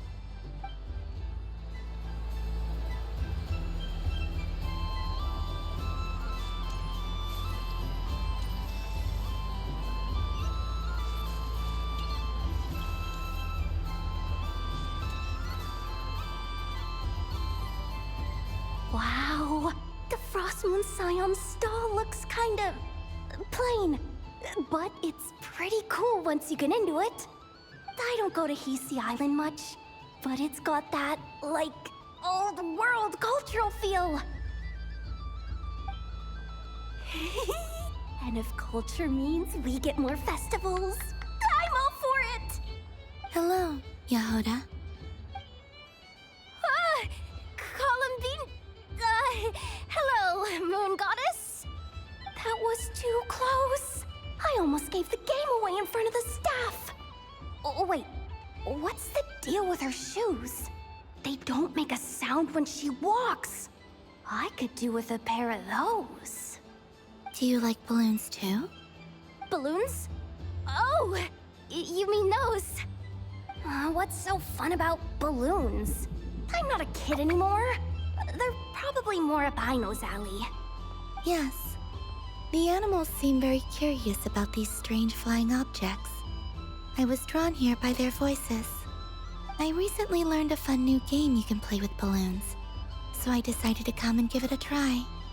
A new game?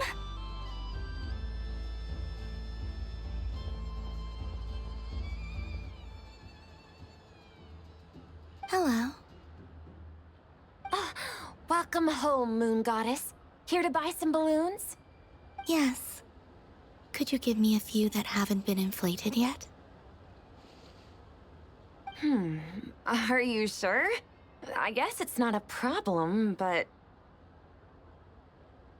Yes, please. Thank you. Uninflated balloons? But those are just little rubber pouches. What does she want with those? Would you like to play the balloon game, Yehoda? Huh? Sure. I guess. How do you play it? Wait here a moment.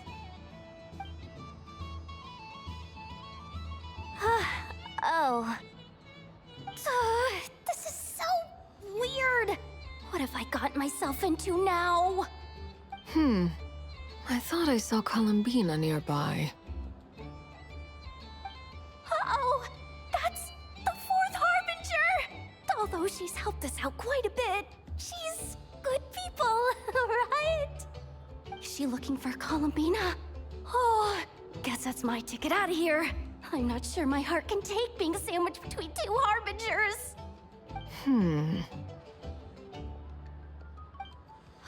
Which stall is she checking out? Oh, it's that other Frost Moon Scion's one. Try on the headgear, see what it's like having antlers or animal ears for a day. I wouldn't be caught dead wearing that stuff. So embarrassing. I have enough gear to carry as it is. Wait, what? She put it on? How peculiar. This would take some getting used to. I wonder if this is what it's like for Lynette. It really suits you, ma'am. What is this? She was so intimidating a moment ago, but now, dang, she's really rocking those ears. How does she make them look so cool? I suppose I may as well keep them on for now. All part of the festive experience. She's coming this way. How do you do, Miss Yehoda? Oh, jeez. Don't talk to me while wearing that thing. Where am I supposed to look? Oh, hey there. I'm looking for Columbina. Have you seen her? She just... Huh?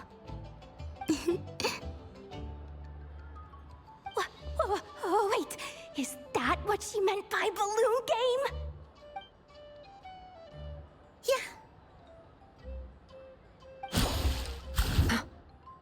Huh? No fair! How come I An ambush from the rear? Is this a declaration of war, Columbina? Would you like to play too, Arlecchino? Seriously? Are they gonna start some beef right here, right now? Gladly.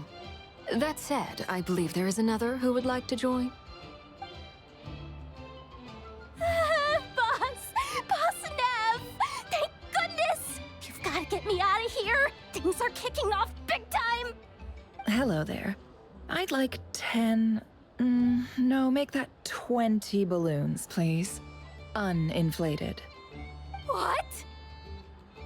Miss Moon Goddess, I hope you're prepared to pay the price for assaulting my employee. Welcome to the game, Nefer. Just to be clear, let's keep this a fair fight, okay? No strange powers, please and thank you. Naturally. Don't just stand there, Yehoda. Aren't you going to team up with me? Huh? Do I have to? Of course. Don't forget, the Curatorium has a reputation to uphold. I knew something like this was gonna happen.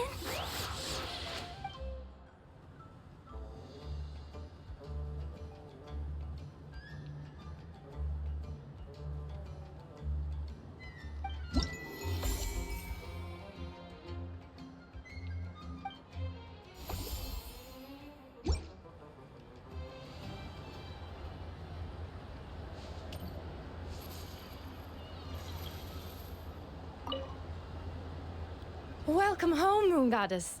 Would you like to try on some animal-themed headwear? I always hear Lauma saying how heavy her antlers are. I wonder how it feels. Let me give it a try. Oh my! It really suits you. It's a little itchy, and it's hard to turn my head. Should I keep wearing it?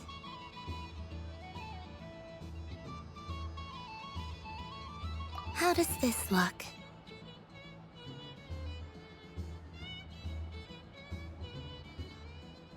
How does this look? How does this look? How does this look?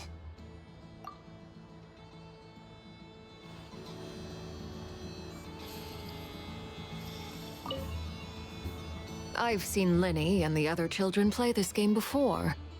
It would seem that it's not a bad way to relax, once in a while.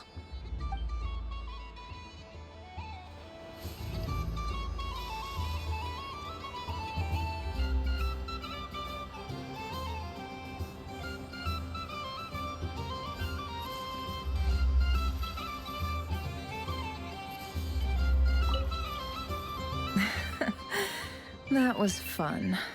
It's a shame Ashru doesn't like playing with water, or I'd have roped him in as well.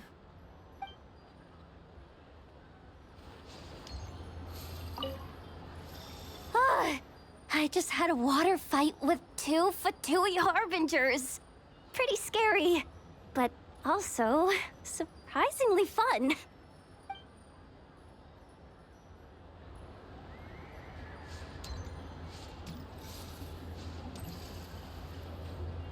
Sunny days! I prefer sunny days. Ah, well, you are as warm as the sun itself, Moon Goddess. Very well. I believe your spirit animal has to be this most adorable chic badger. Wow! Thank you, Mr. Talking Magic Lamp. Have a very happy festival, Moon Goddess. Lance? That's you, isn't it? Shh. It's our little secret, my dear traveler in Paimon. Okay, sure, but why are you here selling sugar sculptures? Everyone celebrates in their own way. After gazing into the abyss and spending time around gravestones all year, what better way to relax than to see sunny smiles on the faces of the living? Besides that, I like to think of myself as a fair judge of character. I dare say matching personalities to confection suits me rather well. That's not what Paimon was talking about. Aren't you afraid that your true identity might be exposed? Should I be? There is all manner of magic in the air this moon prayer night, thanks to the work of the great mages. I see Miss Columbina is hiding in plain sight. Why should I not do the same? Why miss this rare opportunity to enjoy a special evening in my true form? Fair enough. You got a point there. People who don't know you will probably think you're just a talking lantern. Well, now that we see eye to eye, what brings you here? Not a search for your spirit animal, I presume? Ah, well, actually... Here, see for yourself! Oh, this is... How wonderful. A beautiful idea. Yeah! We just met Barka, and he said that having everyone draw their own section was kind of boring. So, he did your bit for you. Ah, Varka. Ever the maverick. I see his artistic skills are truly one of a kind. In that case, I shall paint something on Mr. Albedo's behalf in a short while. What? Why not now? Ahem. Welcome home, Moon Goddess. Phew, that was close. Hello, Flins. She recognized you right away! What keen eyes you have, Miss Columbina. Especially considering they are shut. I did not see you. Rather, I sensed you. I can sense the fluctuations in Kuvaki all around me. One would expect no less of the Moon Goddess. Might I interest you in some candy? Yes, please. Excellent. I shall make some for you right away. Something the matter, Miss Columbina? What about my spirit animal? All the other children carrying sugar sculptures are talking about it. Wait, is she taking the test seriously? Ah, my apologies. How could I neglect that? You are quite right, Miss Columbina. Every one of us has a magical creature living in their heart. Would you permit me to help you find yours? Yes, please. Do you prefer the day or the night? Night. Which of the 4 seasons is your favorite? Winter. Think of a perfect day. What is the weather like? Sunny, rainy, or perhaps cloudy? Rainy in the morning, sunny at night. What kind of answer is that? Forests, lakes, and open seas. Which do you prefer of these? I like them all. Imagine you opened your very own shop. What would you sell there? Moonlight, I think. Wow! Paimon would totally shop there. It wouldn't cost anything. You'd just need to visit. Aha! I believe I know what your spirit animal is. Here, for you. Oh, it's a Kohenki! Indeed. A free-spirited being with a deep love for all things here in Nodkrai, who selflessly lends her aid to as many people as she can reach. It is the perfect fit for you, Miss Columbina. Thank you.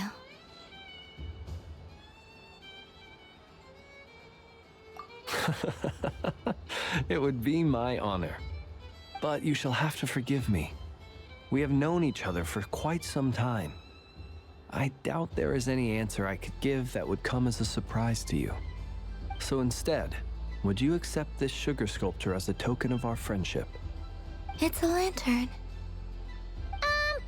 Hey, why don't you two go enjoy your candy over there? Paimon wants to try out this spirit animal thing too. Right, Flint's? Come on, play ball. I got this drawing done. But I want to hear Paimon's answers. But it'll probably take ages. Paimon's a complex soul. And we don't want your candy to melt while you wait, huh? Oh, Okay then.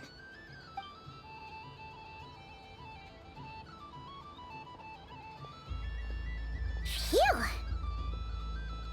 Nice excuse, Lady Paimon. That was some quick thinking. Yeah, no thanks to you. A little help next time?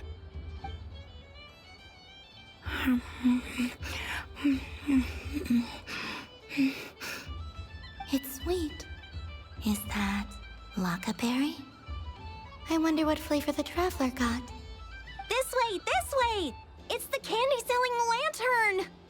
I'm coming! Of course. Traveler, maybe we can share?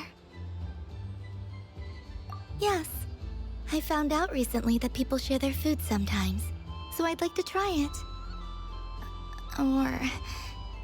is that a no? Thank you.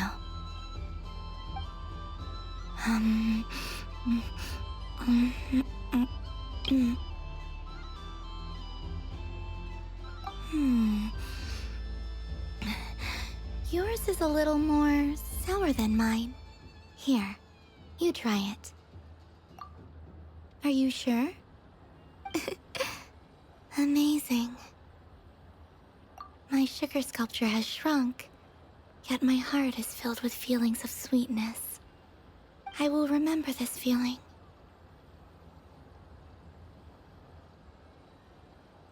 Sure.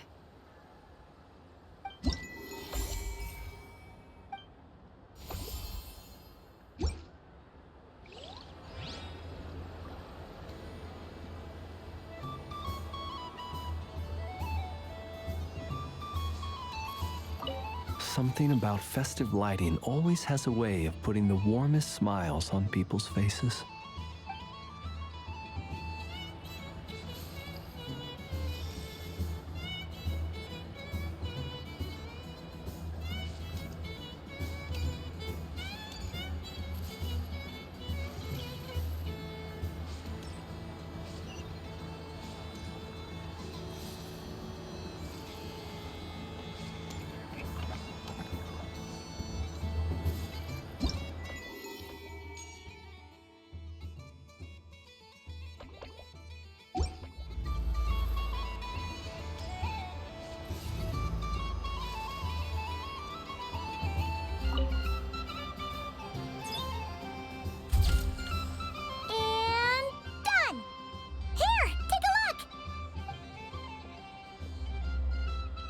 I think it looks quite funny.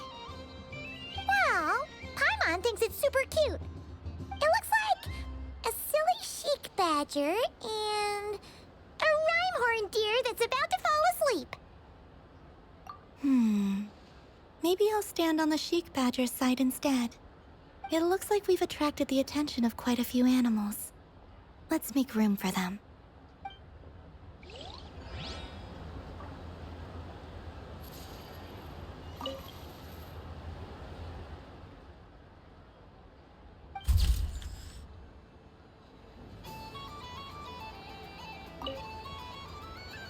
If this were any other day, I'm sure it would make for a great photo opportunity.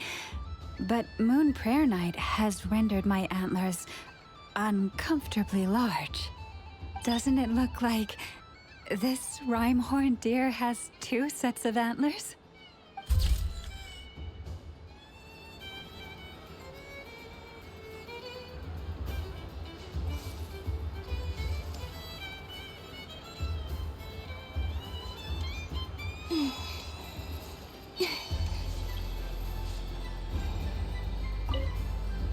Done being a do-gooder yet? Thanks for coming here with me, Hat Guy. Are there any games you'd like to play? It's your turn to pick. I'll come with you. Why does that hamster think you've grown up? You haven't changed at all. I know you don't mean that. You're just taking the opportunity to make fun of me, aren't you? Even if you won't admit that taking some time to compose yourself is important, I can see that you're doing it in practice. Otherwise, you'd have taken off your hat and flown away by now. Looks like Albedo's socialization program has been far more useful to you than all those Vahumana textbooks.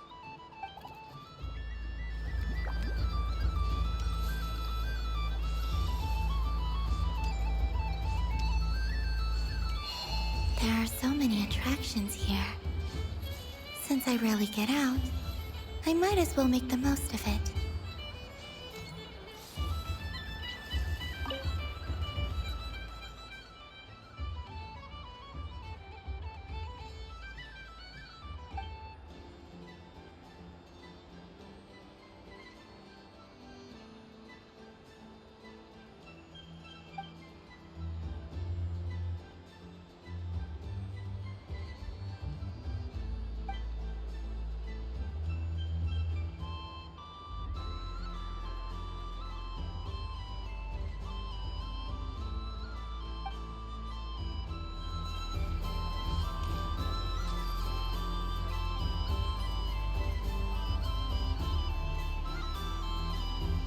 This doesn't make any sense! How am I losing every single time? Wait, Inefa, you're cheating, aren't you? Yeah, that must be it. I am not cheating, I know. Uh-oh, sounds like Inefa's turning into a big baloney bot. I think it's time for some serious maintenance. Moon Goddess, help me. Miss Columbina, I know, is attempting to cheat. What the? I'm not the cheater! You're the cheater! How dare you throw it back at me?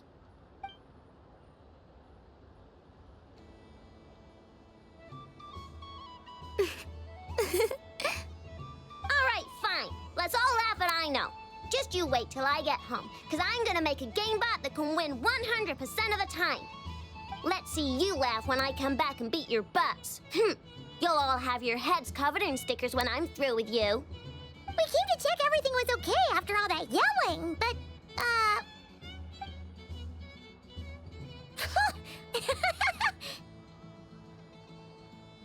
Whatever it is, it sounds like cheating is allowed.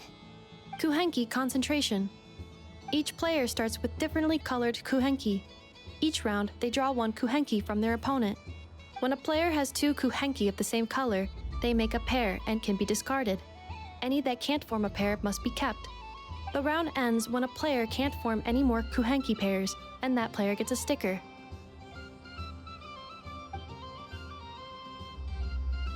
Ooh! Can 4 people play as well?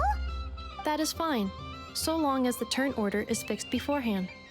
Alrighty then! In that case, the 2 of us will join as one team. Okay, but if you lose, you're both getting stickered. I don't want to hear any excuses. Sure. And if we win? If you win, only one of you gets to sticker someone else. I have taken to calling this. I know logic. Hey, lay off me, alright? Okay, so we're starting the game from scratch again, which means all my stickers so far don't count. Looks like Luonatar is the Kuhenki of honor for this game. Anyway, let's go clockwise, starting from Inefa.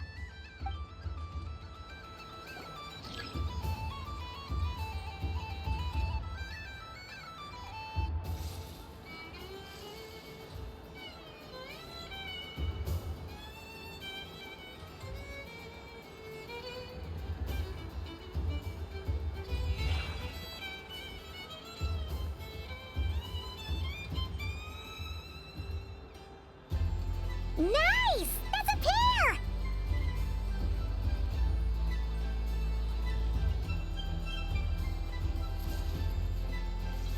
Go, go, fly!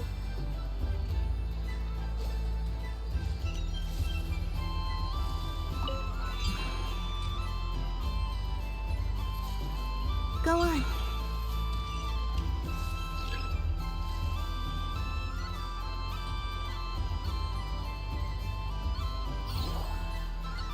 I have a pair.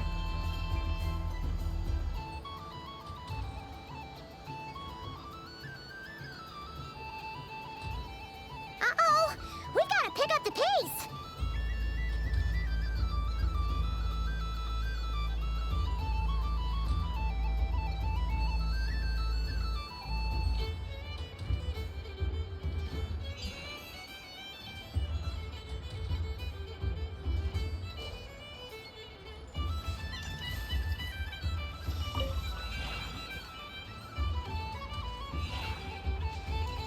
I win.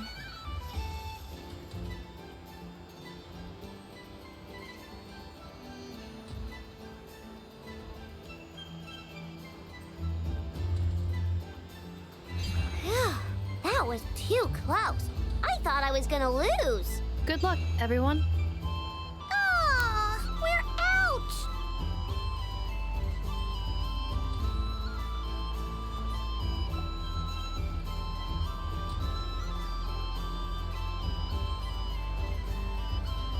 Let me pick a good one.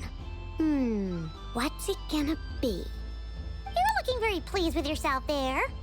What happened to being a huge Grumposaurus? I won. Duh.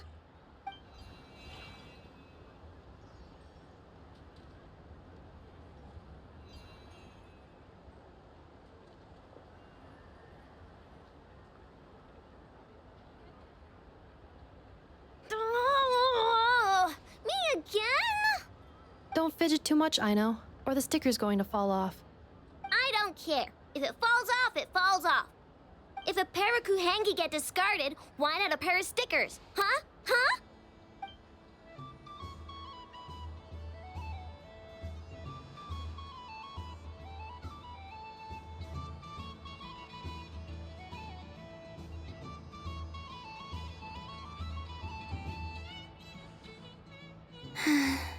I've lost. Sticker, sticker, sticker!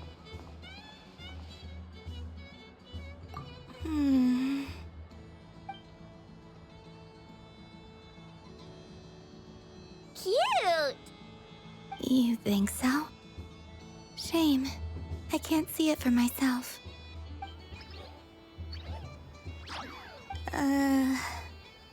What did Luanatar say? She said it looks so cute that she wants me to lose a few more rounds.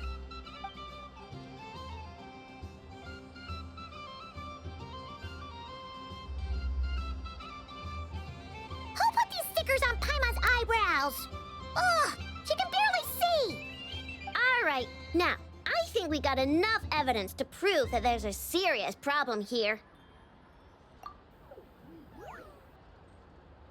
Yes, I agree as well. The culprit is... Inefa! Culprit? What did I do? Quit acting dumb, Inefa! You're not wriggling your way out of this one. I've been watching you. Not only did you remember whose side Luanatar started at, but every time someone drew a Kuhenki, you were logging it and calculating every last possibility. Which Kuhenki pairs were gone, who had what color Kuhenki in their hand, even our facial expressions. You were keeping track of it the entire time.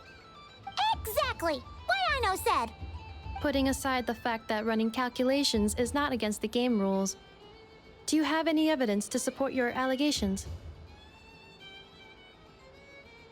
But that's not against the rules either.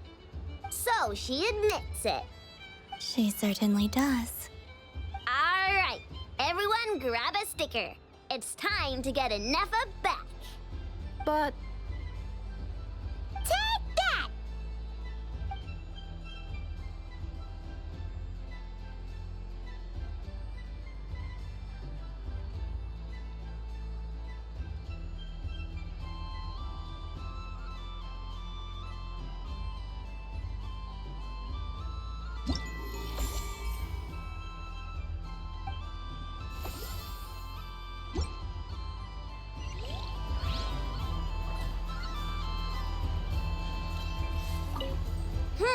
I'm never playing games with you ever again, Inefa.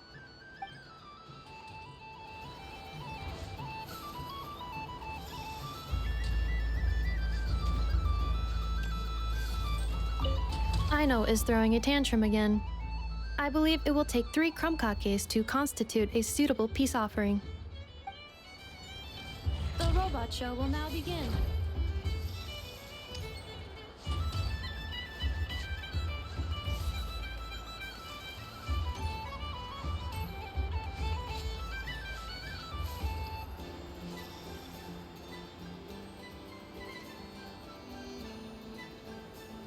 What is going on over here?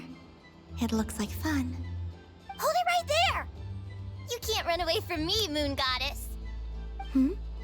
Are you talking to me? Of course. Do you see anyone else here dressed up as the Moon Goddess besides me and you? Hey, come on! Call me by my title. Happy Moon Prayer Night, Moon Goddess. And the same to you. Anyway, there's no time to waste. Get ready for the duel of a lifetime. Duel? Meet my partner, Stacko. Come on out, Stacko! Well, don't just stand there. Let's see your partner. Partner?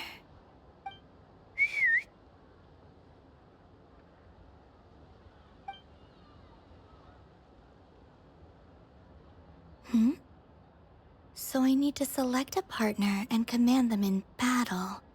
Partner. I need a partner.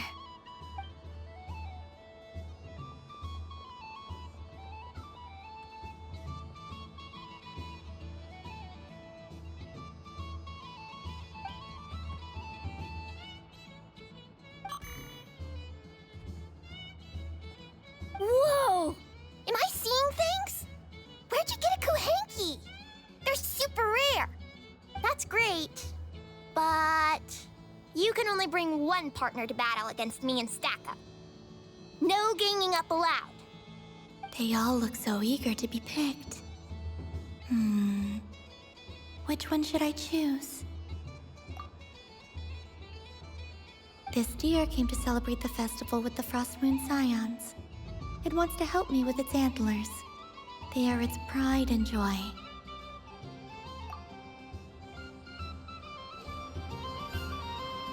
Testing! Testing! Oh, this is an emergency broadcast! An exciting battle is about to take place right here at the Nashatown Special Arena! In this corner, we have the Moon Goddess and her robot partner. And in the other, we have the Moon Goddess and her Rhymehorn deer partner. Only one Moon Goddess can be victorious in this ultimate battle of destiny. But who will it be? There's only one way to find out. Now, without further ado, let the Battle of the Moons begin! I don't care who we're up against. Stacko and I ain't gonna lose.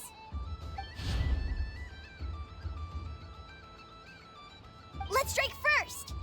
Stacko, formation shift. Ho ho ho! The robot has kicked things off with a change of formation. But how will this affect the battle? Nobody knows. The other party chooses to attack. Let's see how their partner performs.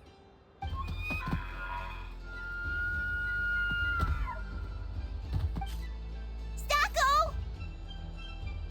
The attack lands! And if those sizzling sounds are anything to go by, it was very effective. Okay then. Stacko, maintain formation and enter your empowered state. Empowered state! There we go! Now we're talking! Absorbing the immense Kuvaki present on Moon Prayer Night, this lean, mean machine has greatly increased its offensive power! Oh, they chose defense! But Stacko's about to attack with full force! Is it too little too late? The battle is heating up fast! I'm about to start sweating machine oil over here! Go for it, Stacko. Set Kuvaki to maximum. Can their opponents withstand this blow? And what will this Moon Goddess do? Don't be afraid. Fight however you wish. What the? The Rhymehorn deer's antlers are glowing! It absorbs the Kuvaki from its opponent and uses that same power to deal a devastating counterattack!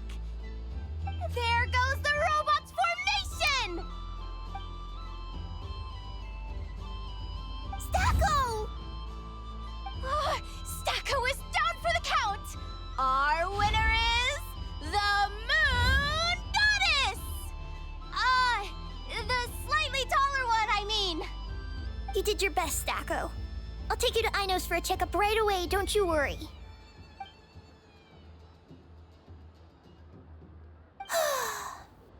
Well, you beat me fair and square, I guess.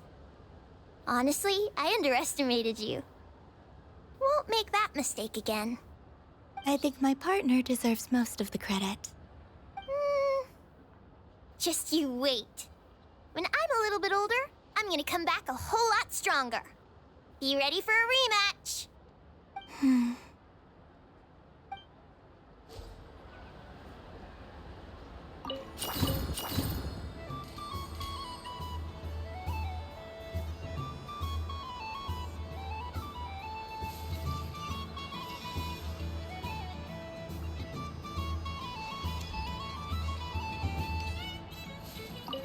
gonna come back a whole lot stronger.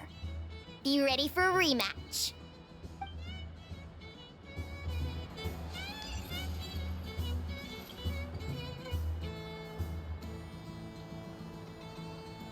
Well, well, look who it is. I heard someone went and disappeared on us the moment we let her out of our sight. They looked all over for you. Frankly, I didn't think you'd be back for Moon Prayer Night. Were you worried about me, Sandrone? You would like that, wouldn't you?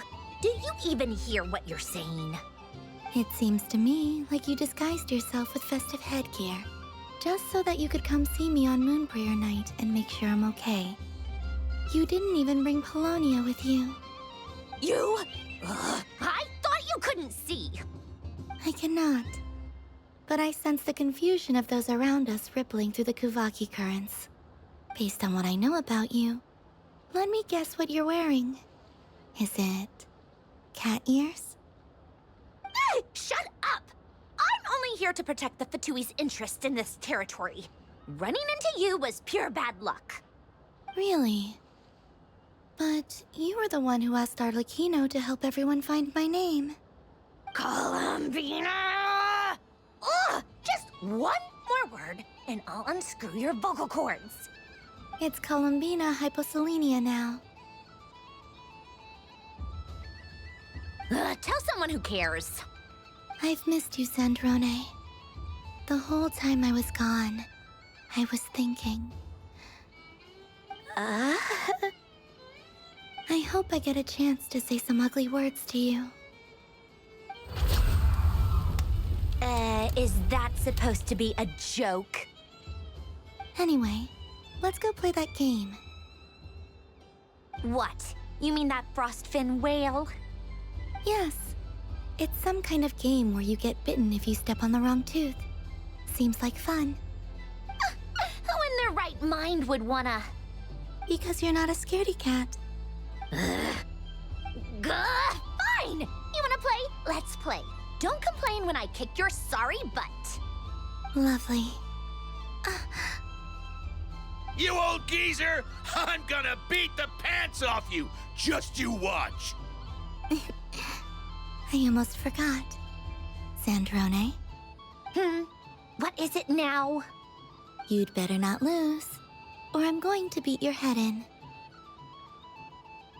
What? Allow me to demonstrate since I'm feeling so nice.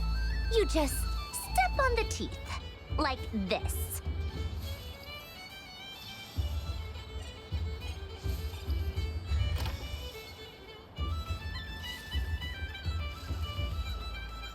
Which should I pick? Your turn, Sandrone.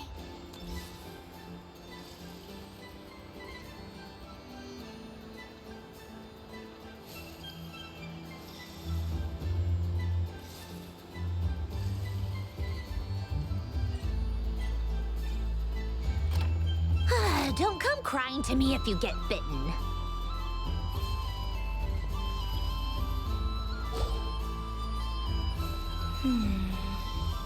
I'm getting a bad feeling from this one. Sensing Kuvaki doesn't count as cheating, right? I want to switch. There are less and less teeth remaining.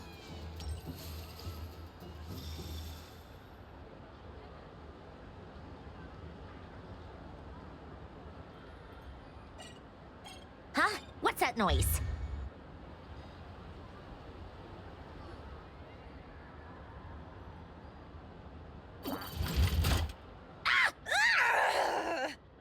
I think you might have picked a bad tooth, Sandrone.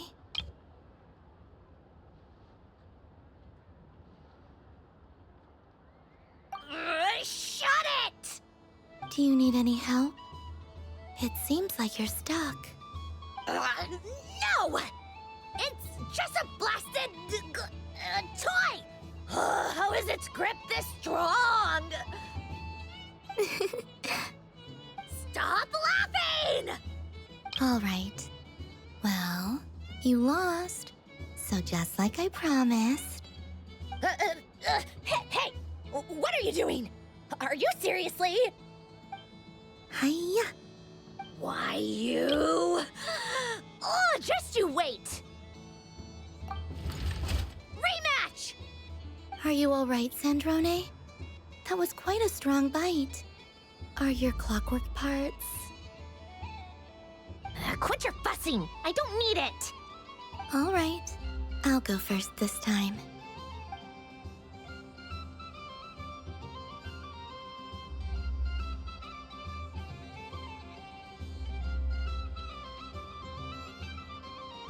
I see it now. She can sense which teeth are rigged.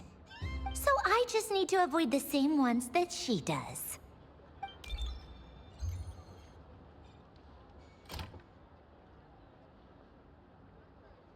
This one... Seems fine. She avoided that one then? Now I've got you. All right, my turn.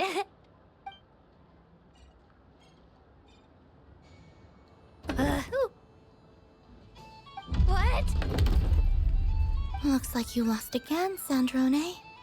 Wait! There's more than one bad tooth! Bonk.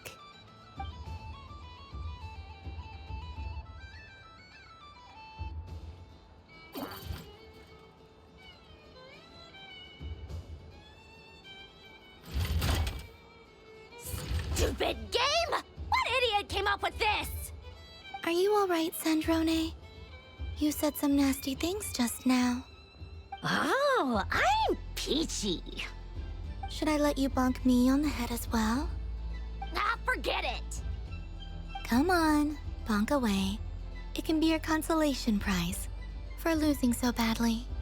I told you, forget it! Gah, you've always been so annoying. Singing right outside my door, inviting yourself to my tea parties, going AWOL. And now you're off to the moon or something. Of all my days with the Fatui, the times I spent with you, Arlecchino, and Rosaline, they were my favorite. I will not forget them. Just as I shall not forget this moment. We'll always be friends, no matter where we are, right? Who'd want to be your...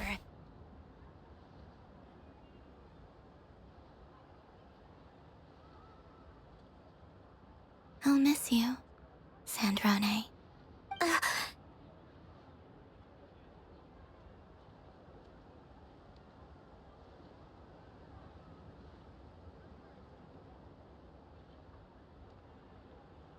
Goodbye, Sandrone.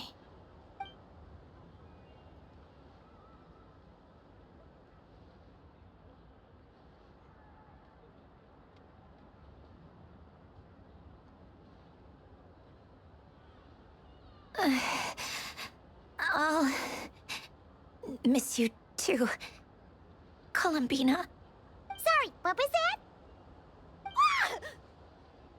Ah! Yeesh! No need to freak out. What's wrong? We've been looking everywhere for you. What do you want? Oh, nice ears.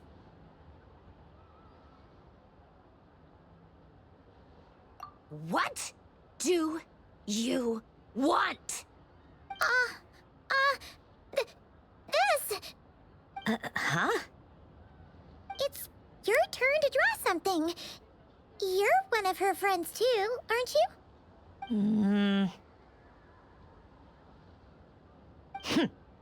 Doesn't know how lucky she is. Sorry? Nothing. I'm done. Take it. Oh, that was fast. Oh, and one more thing. Last time we spoke, you mentioned you were interested in the Narcissan Kreutz Ordo's research, remember? There were too many people when we last met, so we didn't get the chance to do this. What are you talking about?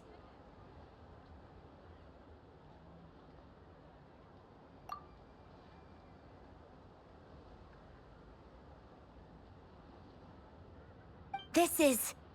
Oh. Alan, Renee, and Marianne.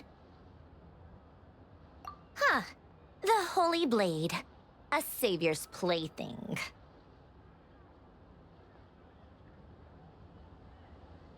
It's not about whether I approve or not. These people, they would sacrifice themselves for the sake of the world. Especially Alain Guillotin and Renee. That is something I would never choose to do. Still, I didn't know they had any pictures left from that time.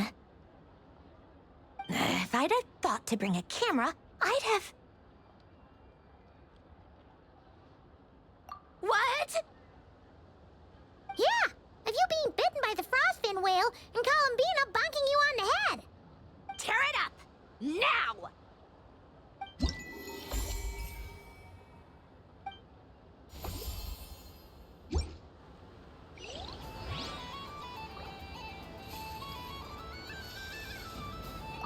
What's there to see on that moon anyway? Let her go up there and cry alone.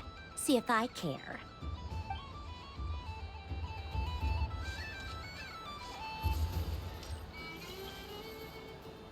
Moon Prayer Candy! Beautiful, tasty Moon Prayer Candy! Buy a whole box, share it with your friends and family! Candy? To share? I wonder what flavors everyone would like. Welcome home, Moon Goddess. Fancy a box of Moon Prayer Candy? Sure. I knew you would. Now, what flavor would you like? I'm not sure. What flavors do you have? Is this for yourself or as a gift? A gift for my friends. Ah, I see. In that case, I'd recommend apple, lockaberry, or midsummerberry. Those are the most popular. Do you have nocturnal blossom flavor? Huh. I've seen couples give those as gifts before, but I did not know they were edible. No? Okay then. Moonfall silver? You did say this was for friends, right?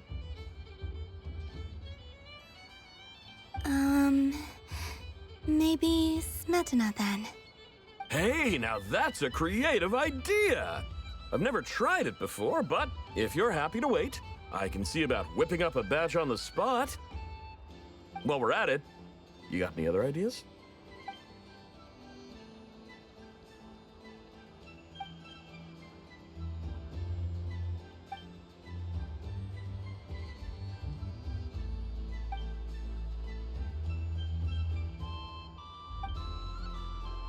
Here you go. Every flavor you asked for is in there.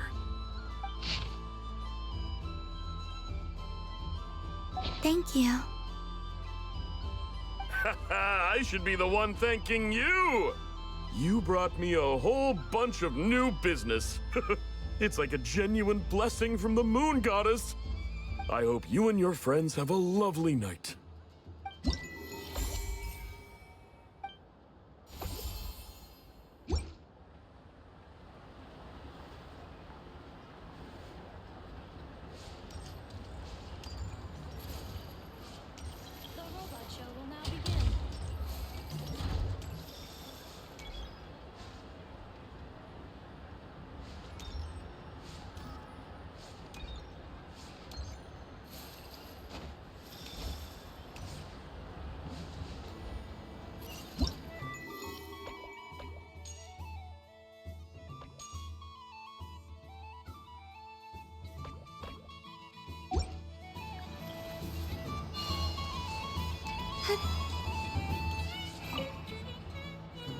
Welcome home, Moon Goddess. Oh, you're the genuine article. Alice was right. This moon prayer night was worth watching after all. Another one that talks. Greetings. Pleased to make your acquaintance. I am the Hexenzirkel member they call B. Barbeloth Trismegistus. Columbina Hyposelenia. Pleased to meet you too. Hyposelenia. A fine name indeed. Now then, Miss Columbina, do you wish to hear a mage's divination?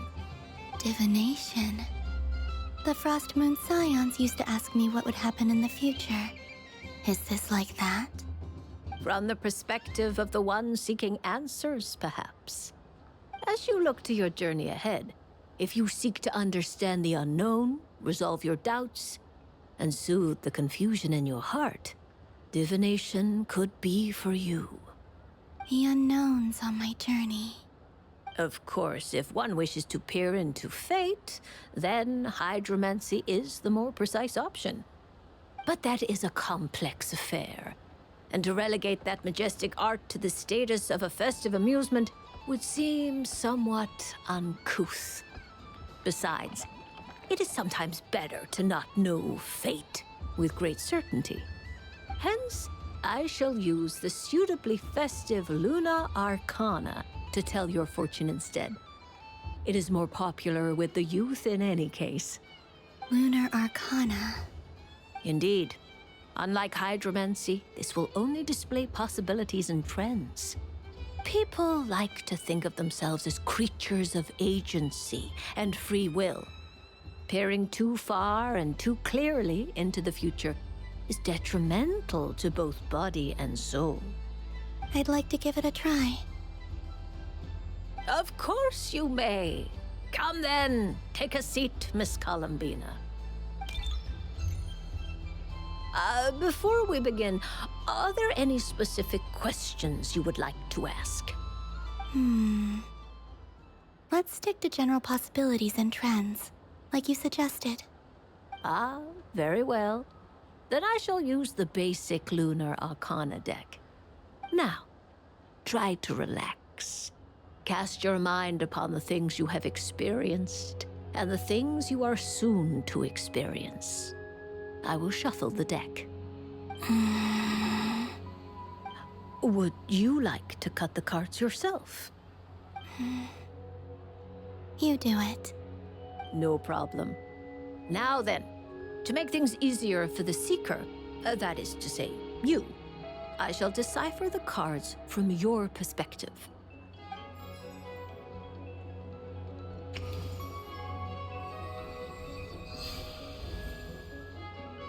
Please, draw the first Lunar Arcana. This represents destiny and is the foundation for the divination as a whole. Now, draw your second card. This will stand for the past, the sum of all your experiences that have come before. And now the third Arcana. This is the present, your interpretation of the current moment. Finally, the last card. This shall speak of the future, which... Oh. Kuvaki Pulse? Fascinating. I've never encountered this before in my role as a diviner. Something has exerted an influence upon this card, causing it to leave its designated position. What do you make of this, Miss Columbina? Perhaps this is the guiding hand of fate in action. Of course, if you wish, you can choose to deny the validity of this card and draw the future for yourself. No, it's fine. Let's go with this one. A bold decision. I must say I'm looking forward to the results. Well then, let us flip the lunar arcana in sequence and see what emerges. Sure. First, Destiny. No surprises here. The card that represents yours is the moon. The moon. Indeed. The moon can represent the truth at some times, but deception at others. False peace, destructive calamity, and the world-changing power that lies within. When the moon is placed on the destiny tile, it indicates that your destiny is not what it may appear on the surface. Instead, it may yet have a hidden side. It symbolizes a journey through the fog, fraught with uncertainty and deception, where one must face inner challenges head-on. I don't understand. Patience, my dear. This is but the first card, which serves as a basis for the interpretations that follow. Our divination will only grow clearer from here on out. Now then, flip the second card, the one that speaks for the past.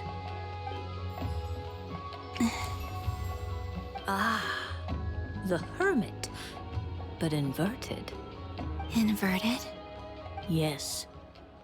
The Hermit symbolizes solitude, introspection, and the pursuit of truth. When inverted, it represents isolation, truth out of reach, and a path that leads one astray. Combined with the moon as one's destiny, the Hermit inverted represents a choice you made to stand alone in the past. It was a choice made not out of fear or arrogance, but for reasons that others could not perceive. You fumbled through the darkness without a guide, but you did not find your way. Rather, you went astray. More than once, it would seem. Is this about how I became Kutar despite not wishing to become a god? And how I joined the Fatui because I yearned for a place to belong? I suspect only you know the answer to this question. All is not lost. The past is in the past, and so it shall remain. Shall we look into the present now? Oh my. The Lovers. One of the most interesting Luna Arcana. What does this one mean? This means that you have had an unprecedented emotional experience. The joy of finding your soul becoming intertwined with that of another. A precious and wonderful thing indeed. It's true. I've made a lot of friends recently, and they are very good to me. I like them a lot. That sounds lovely. I am most delighted for you. The Lovers can also represent important decisions, perhaps related to a parting of ways. Now, if I were to guess... Yes. My return to the moon. I understand. Parting with friends is never easy, Columbina. But rest assured, this is not the end of your journey. There is always another story waiting to be told. The future always lies ahead. The future. Well now, it's finally time to flip this most mysterious of cards. Why did it appear? And what does it wish to tell you? I'm ready. Very well. Flip this card and see what lies on the other side. Oh. Miss Barbeloth? What is it? This card is death. That doesn't sound very good. It depends on how we interpret it. It is true that it can represent an agonizing death, a complete and utter end, but at the same time, it can also represent rebirth. Do not forget that your destiny card is the moon. That lends your future many different potential meanings. If death spells the end, is it unavoidable? As I have said, divination can only display general trends. It is a rough guide, but it does not show predetermined outcomes. Allow me to summarize it for you. In the past, you may have lost your way, but now you have gained new connections and new strength.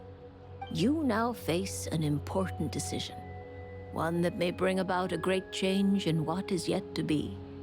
This change might, in turn, be the end of all things, or their beginning. But remember, everything is subject to change because of the moon present in your destiny. You must see the truth clearly and face your innermost thoughts. The truth. My innermost thoughts. Thank you, Miss Barbeloth. Don't mention it. Some people dislike divinations, for fear of glimpsing an ending to their story that they wish was not so. But I can see that you're different. The result of this divination will not sway your decision. This is a rare quality, and one that diviners always hope to see in the seeker. We are here merely to guide, not to exert undue influence. I understand. Go then and illuminate your future, Miss Columbina. The moonlight that shines from you now is most captivating.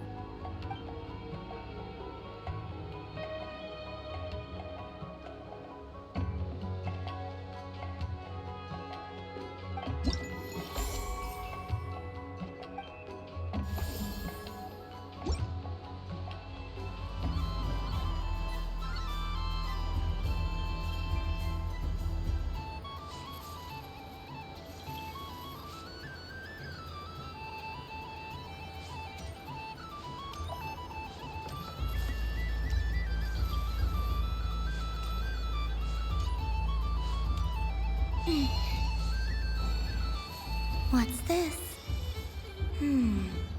Should I give it a try?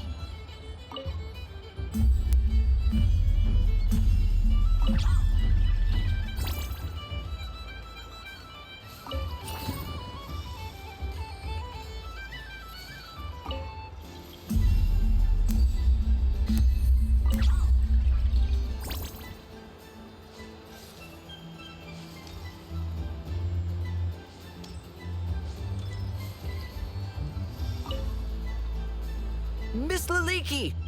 A kitten's been following you all this time. Oh, so it has. Hello there, little kitty. May the moon light your path.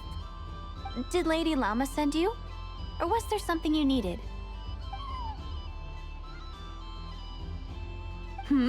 You'd like some moon prayer candies? No?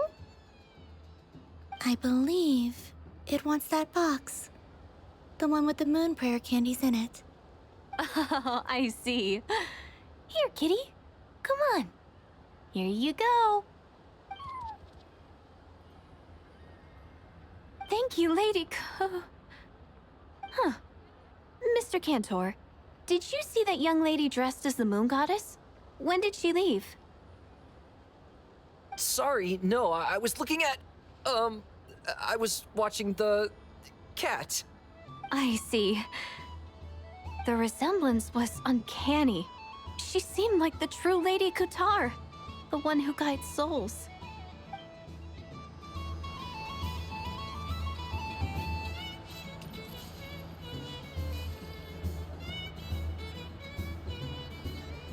I wish for a never-ending supply of laka berries. What a humble wish. Probably written by a child.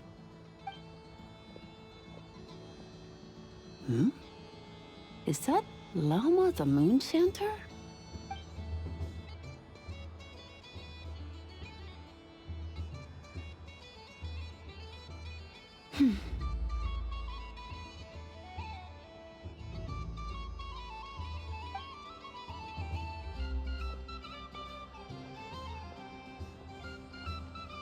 I wish that the long plume ibises would stop biting me. Oh dear, poor Lauma. All right, I'll write that one down for you. I got it. While everyone else is celebrating Moon Prayer Night, you're as busy as ever. I don't mind. It's rewarding work. A good kind of busy. My antlers are at their heaviest tonight, and the Kuvaki waves are especially strong. But as I help these dear friends hang their wishes up, I feel a great peace within myself that is hard to describe. You see, they are all such beautiful wishes, and they are ones that we can fulfill by our own strength. Do you blame me, Llama? I want to hear your honest answer. It is by the help of so many people that I can return to the moon. But I feel as though I've hardly done anything in return. You've done plenty, Columbina. I say this in earnest, both as someone who knows your history, and also as a friend who has seen what you've been through. What about as a moon chanter? I feel proud to honor our moon goddess's wish. And I'm sure any moon chanter in history would have felt the same way. Thank you for your kind words, Llama. But... Since you asked for my honesty, I won't lie to you. My feelings are mixed right now. Besides pride, I also feel... I suppose it's a reluctance to let go. Once you return to the moon, we will be far apart and separated by a false sky. I'm sure those of us left behind will gaze up at that sky, yearning for the moon once in a while, just as you used to do. I will miss you, Llama. I will miss you all. I hope to stay in touch. I will try and find some way to send messages down from the moon. Perhaps you could use Kuvaki. I've heard Yehoda say that signals can be sent using long and short waves, or strong and weak lights. That sounds a little complicated. What if we forget what the signals mean? We could prepare a codebook beforehand, but... You're right. It wouldn't really suit you. Still, whatever happens, I believe that you will find your own unique way of communicating with us. And now that I think about that, my heart feels lighter. Because you trust in me? Yes. I have faith in you, and in the power of truth. In my experience, the truth tends to be difficult. But that's what makes it stand out from what is false. So I'm confident that your thoughts and your love will shine through the curtain of lies. We will know it when we see it. Thank you. Now, could you help me hang up my wish? Is this? I wish that all who dwell in this moonlit world can find a place to belong. And I wish that I shall one day see my friends again.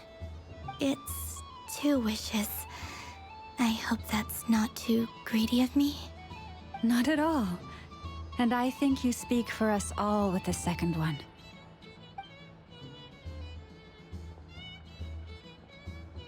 I shall continue to pray until the day that all of these wishes come true.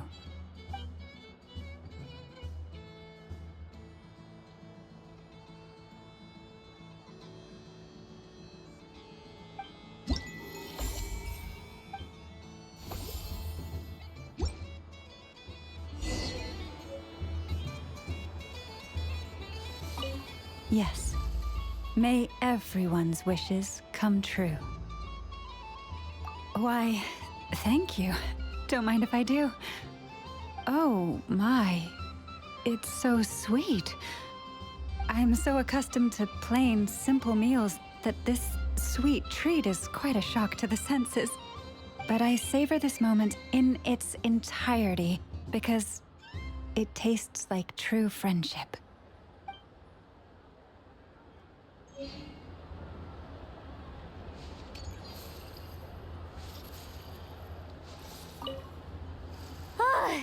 I just had a water fight with 2 Fatui Harbingers. Pretty scary, but also surprisingly fun. Aw, man, this feels kinda wrong. Like, shouldn't we be the ones giving you candy rather than the other way around? I guess I'll just take one. What flavor is that?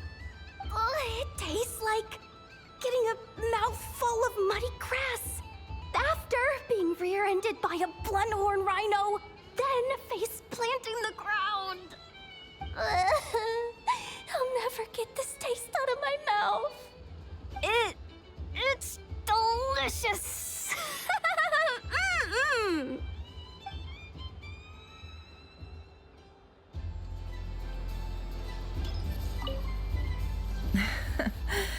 That was fun. It's a shame Ashru doesn't like playing with water, or I'd have roped him in as well. Oh, a gift? You shouldn't have, Miss Columbina. Very nice indeed. Candy is one of many luxuries that the desert folk could never afford.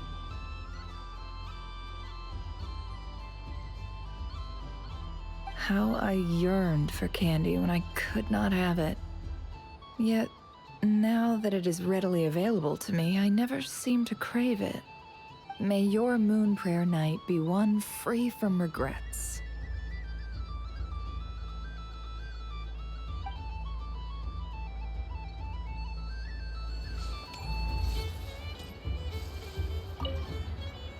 I've seen Linny and the other children play this game before. It would seem that it's not a bad way to relax, once in a while. Candy? Would you mind if I took a handful extra? I'm sure the children will enjoy them. I must say, Columbina, you really have changed. You never used to show this much consideration for other people, even when prompted. I'm sure Sandrone would agree when I say, I like the present version of you better.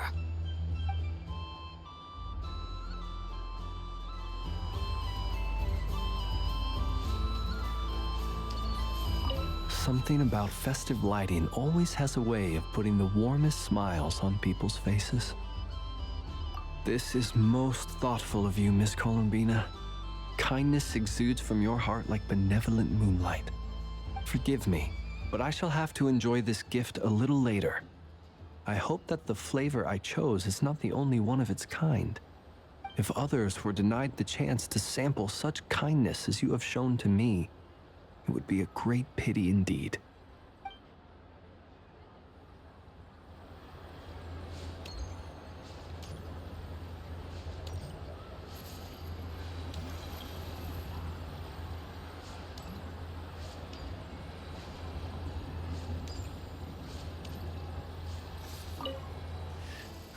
It'd be rude to just leave without saying anything. But at the same time, I don't want to barge into their lively conversation just to announce that I'm leaving. I guess I'll just wait a little longer. Huh? Albedo? This sketch is for you, Grandmaster. Oh, a gift for me. Thanks. Let's see what you've done for me. The north wind left in the lurch. Thank you. It seems I've picked lemon. It strikes a good balance between sweet and sour. This has piqued my curiosity.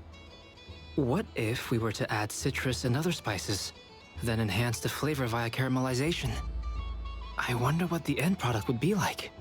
Perhaps I should take the time to try this out.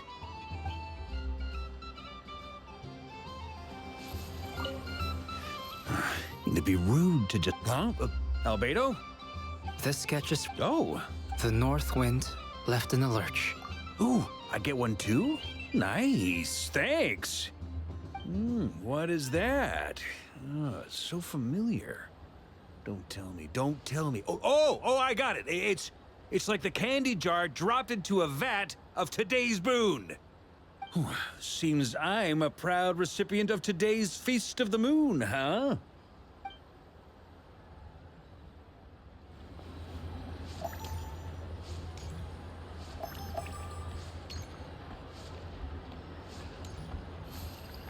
If all the prizes are gone, I might as well close up shop for the day. But you haven't had your fill of fun yet, right?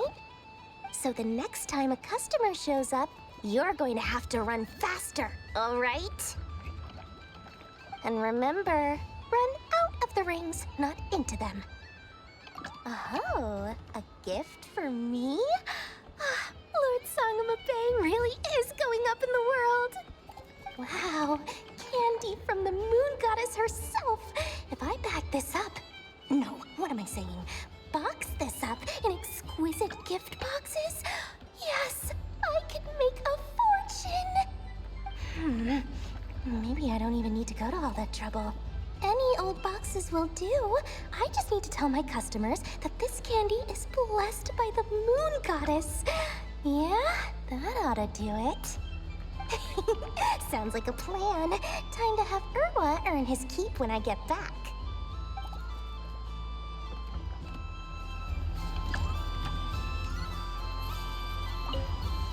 Done being a do-gooder yet? Thanks for coming here with me, Hat Guy.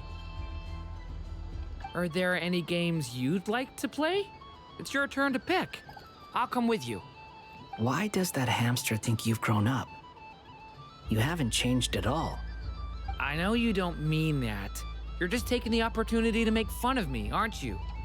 Even if you won't admit that taking some time to compose yourself is important, I can see that you're doing it in practice. Otherwise, you'd have taken off your hat and flown away by now. Looks like Albedo's socialization program has been far more useful to you than all those Vahumana textbooks. A moon prayer candy for me? Huh, thank you. It smells like baked apples and butter. Reminds me of Good Hunter, a restaurant in Mondstadt. I always have to resist the temptation to go there unless I'm ordering food. I understand your homesickness, Miss Columbina. I have a double dose of it, because both Simulanka and Mondstadt are my home.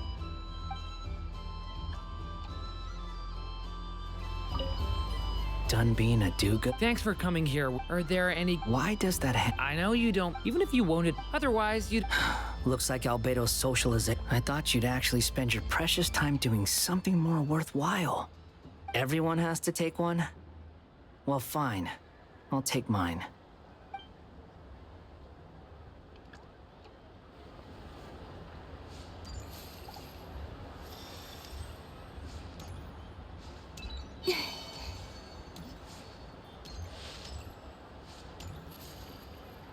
What's there to see on that moon anyway? Let her go up there and cry alone. See if I care. You're giving me candy? That isn't like you. This had better not be some weird prank. Coffee flavor? I thought you hated coffee. It's extra strong too. You didn't do all this just for me, did you? Hey! Don't take it away! I never said I didn't want it. I mean, you can't unmake the candy now.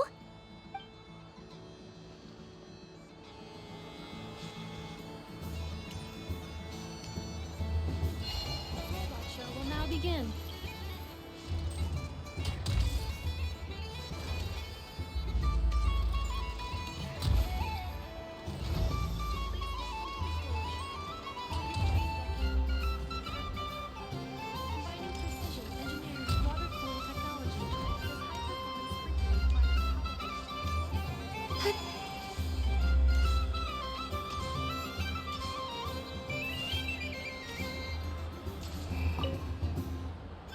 Traveler. Hey there, Columbina! Are you done checking out the festive amusements already? Are you sure you don't want to look around some more? You might not get another opportunity like this for a while. Right now, what I'd like to do is...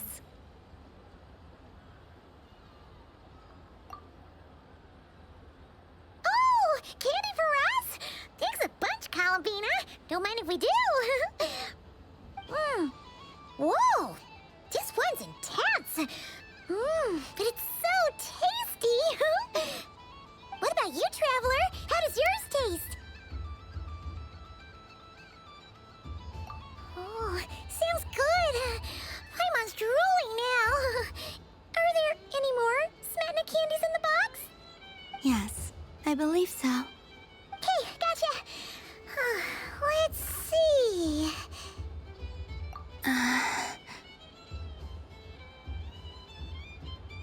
Sure. This one, and yep, this one looks right too. Okay, that's 3. Here we go. 1 per person. It's so sweet.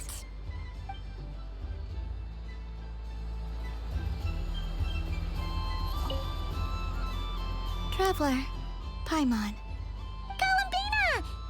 Finished with the festival already? Okay, no need to rush, just take it easy.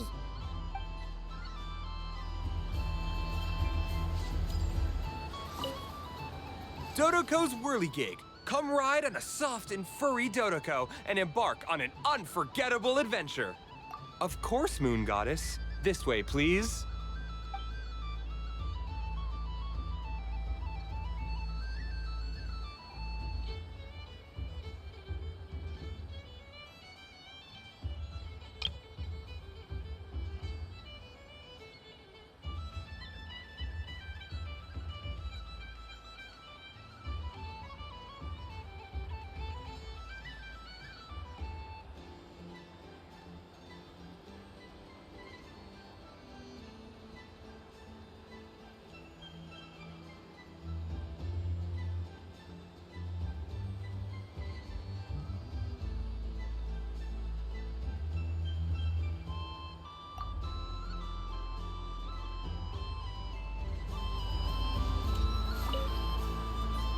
Traveler, Paimon.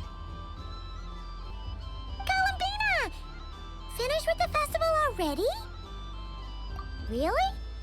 You're sure you don't want to have a little more fun out there? Final answer? Yes, I am sure.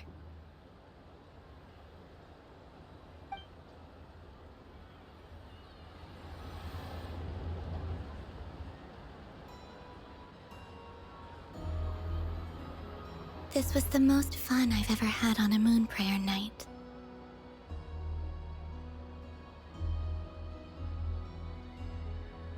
Everywhere I went, people were saying, "Welcome home," and there were friends at every turn. I only wish it could last longer than one night. Oh.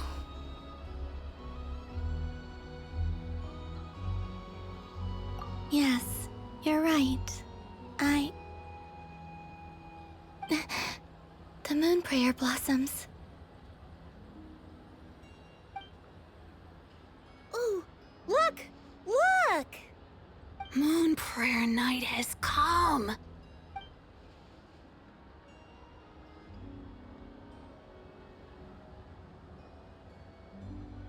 The moon. It's so beautiful. Happy Moon Prayer Night, dear. Happy moon prayer night.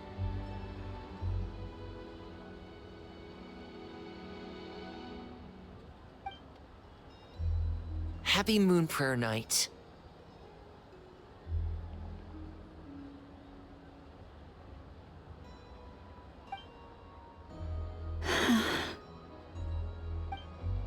Aww.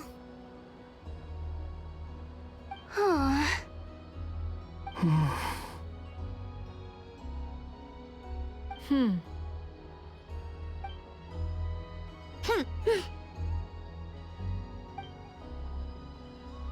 Time flies when you're having fun.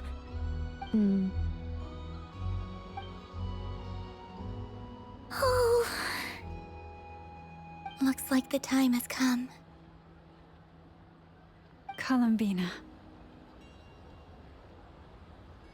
You're heading off, then? Yes, to the ruins you mentioned. And from there, back home to the moon. Wait! I know? At least... Take one of our craft shop's crumb cookies up to the moon with you. You know, for a snack. Sure. Why not? The Curatorium of Secrets believes in proper farewells. No story should be left without a satisfactory endnote. Never. Farewells are an important affair for the Ratniki, too. We never know when we might meet again. Haha! And here I thought grand farewells wouldn't suit tonight's mood. But I suppose friendly passion is not to be stopped, eh?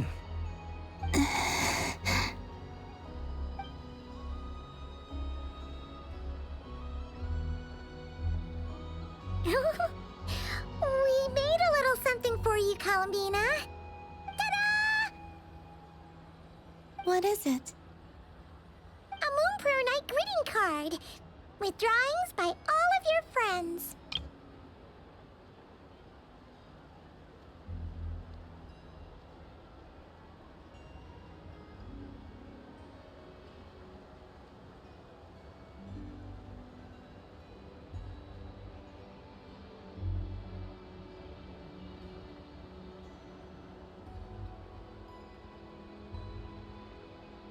You did mention that you'd like a portrait done, so I took the liberty of creating one for you.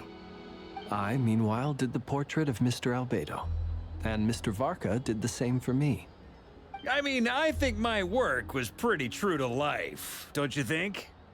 The picture of Ashru was my doing. The two of you seem to get along rather well. Wait, was I the only one who did a full-body picture?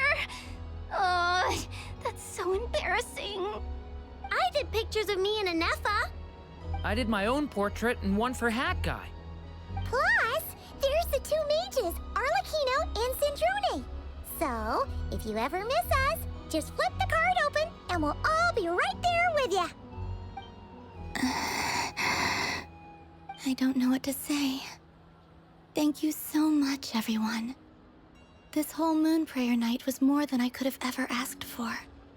It is the greatest gift I have ever received. Llama, I figured it out.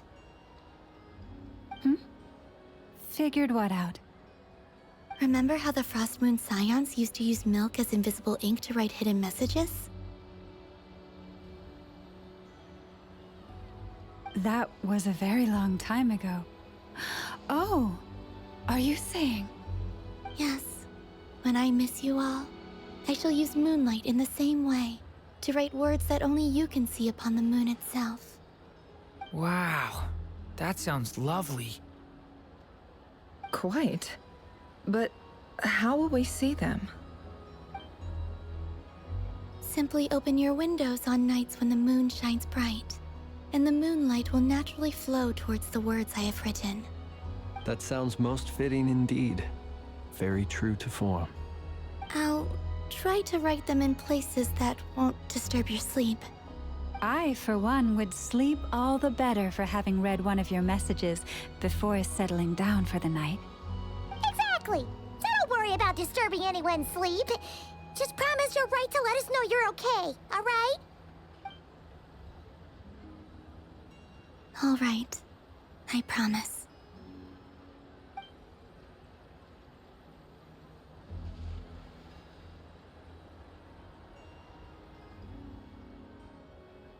In that case, Columbina. I'm ready.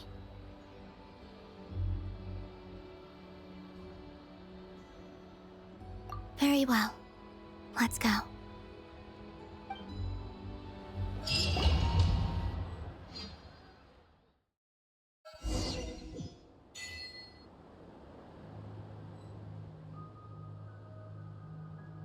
In just a few moments, I will be gone.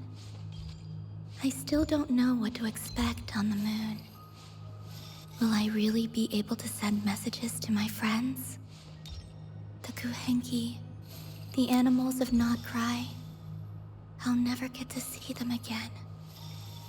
I wonder where I'll be when the next moon prayer night comes.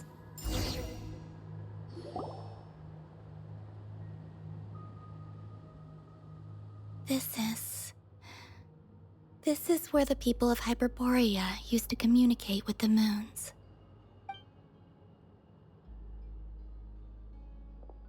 Eternal moon, frost moon, iridescent moon. When the power of all three converge, the gate to the moons shall open. Moon marrow preparations are complete. Only the final step remains. I'm sure Nasha Town is livelier than ever at this moment. Yeah, it's a shame you couldn't be there for it, but it's now or never, right? It's fine. I'm more than happy with this. My last piece of luggage. My only piece of luggage.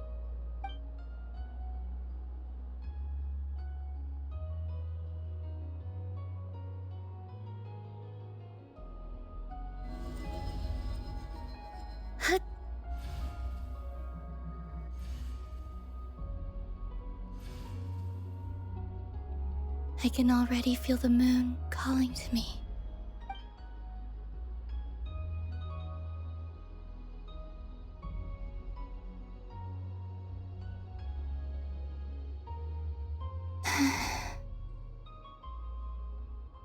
Your home lies on the far side of this light, Columbina.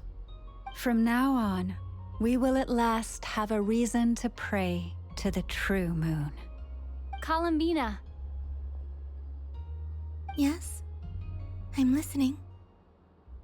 Be sure to come back and see us when you get the chance.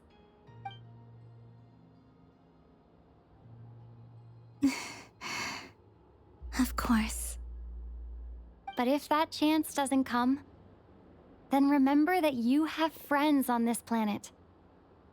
People who will miss Columbina. Yes, I will. Thank you for everything you've done for me. And remember, come night or day, the moonlight shall always connect us. Well then, farewell, my friends.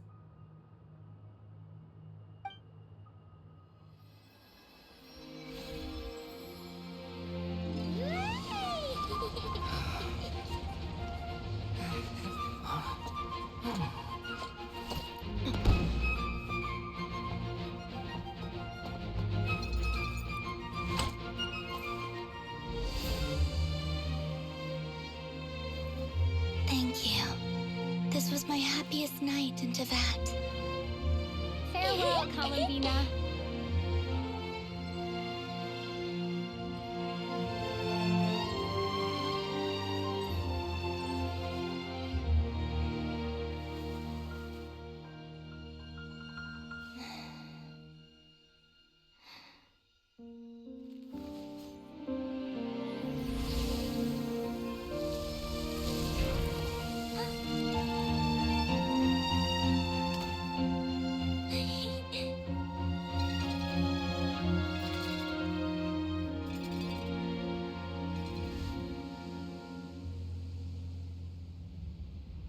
The moon really is closer than ever tonight.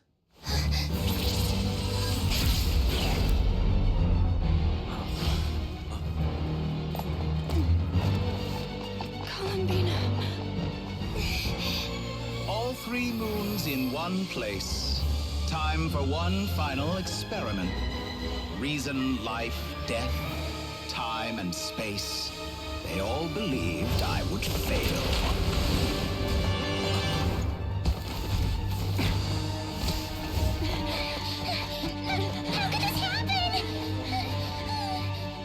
But Teyvat's primordial power never did belong to the throne of heaven. And now, they are mine.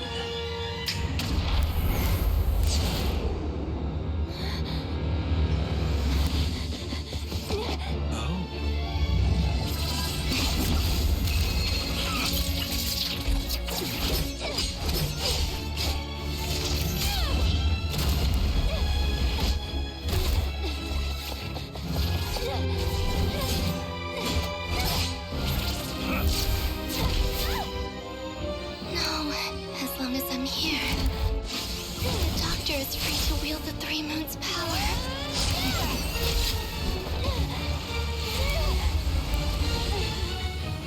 It's the only way.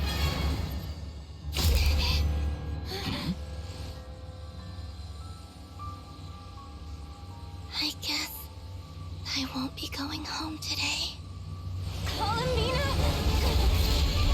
No!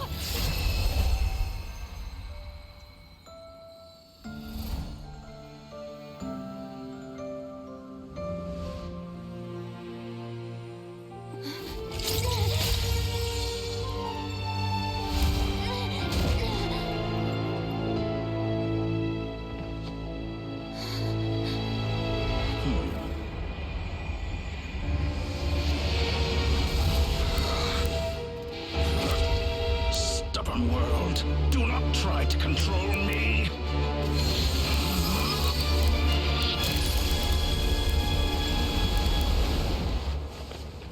Columbina.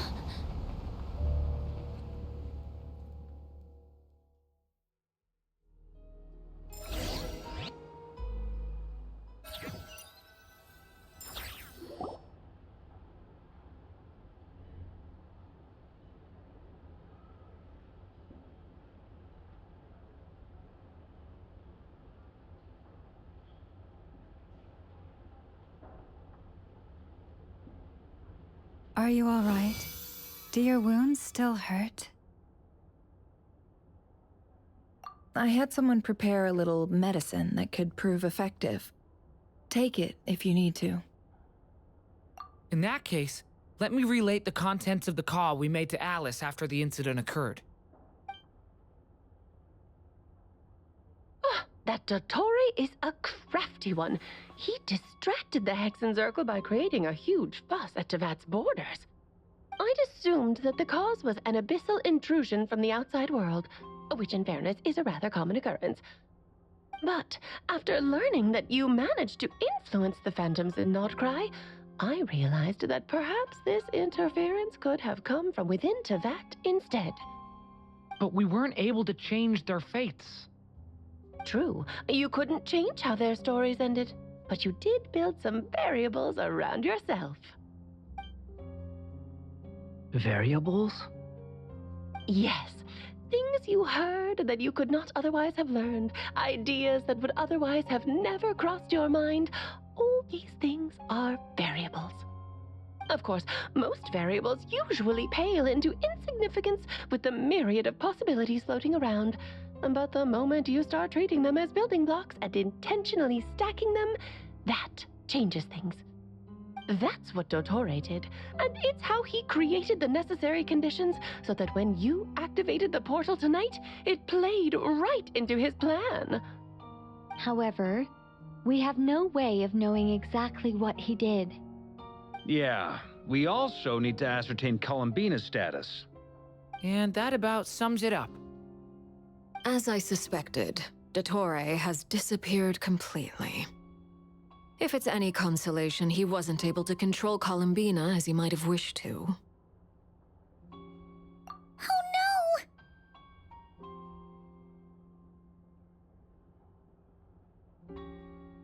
What?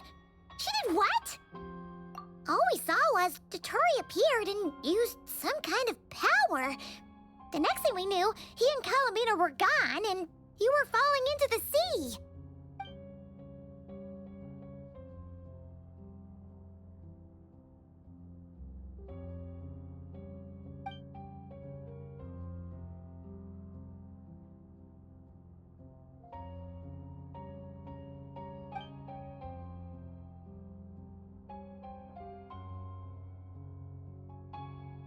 So, Columbina intentionally opened the Moon Gate and escaped into the same mysterious world as Rerir and Thalindis. Sounds like bad news.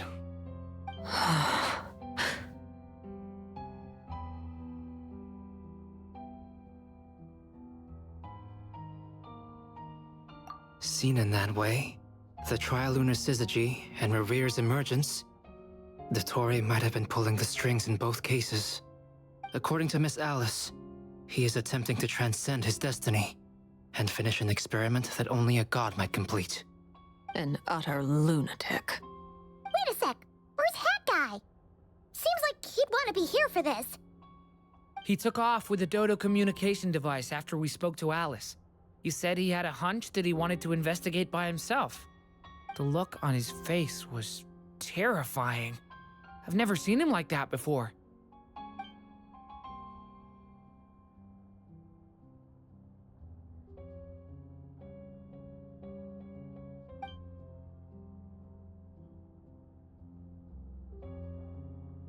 I'm back. Hat Guy! I went to look for the Hyperborean phantoms again. I think I've gotten to the bottom of it. I got them to talk to Nicole on the other end of the communications line.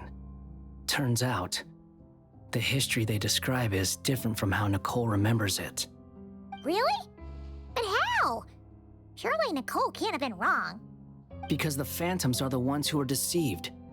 They speak of a savior who appeared in their history. One who never should have existed. This savior promised to create a new moon within the false sky, and even bring back their moon goddesses. Foolishly, they believed in him, and told him everything he wanted to know about the moons. It's obvious that this was Dottore doing. Now you mention it, the first time we entered the Hyperborean ruins, we heard the phantoms discussing their history, and I remember Nicole commenting that something sounded a little strange. But Dottore shouldn't have been able to get in there in the first place. He didn't. Nicole said that this was an anomalous state triggered by disruptions in the causal connections between phantoms from the same era. The variables that Dottore put in place were substantial enough that they even affected phantoms that he never met. So it's not that their memories were unclear. They'd been tampered with. That's exactly the possibility Dottore was trying to manufacture. He turned these variables into knowledge and engineered the situation so all that knowledge would fall into his hands. Then, he harnessed that knowledge on Moon Prayer Night to truly create a false moon. How is that even possible? To be precise, he exploited a weakness in the way the spell works. The spell senses Kuvaki to detect the moon's location. So, as long as the false moon more strongly resembled a moon than the frost moon beyond the skies, the gate would teleport Columbina to the false moon's location. In other words, to Dottore's side.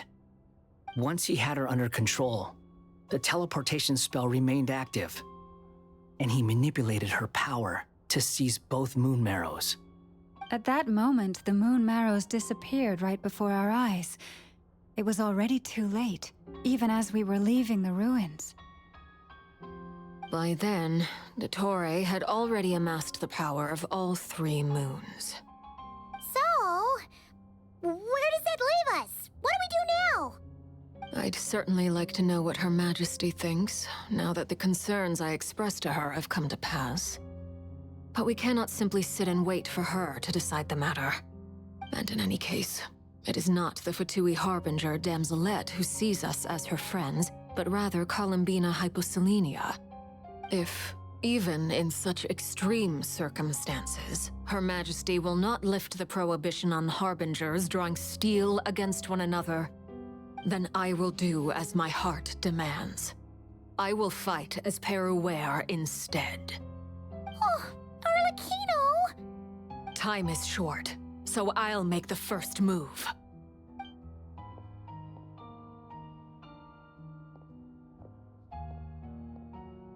Whew.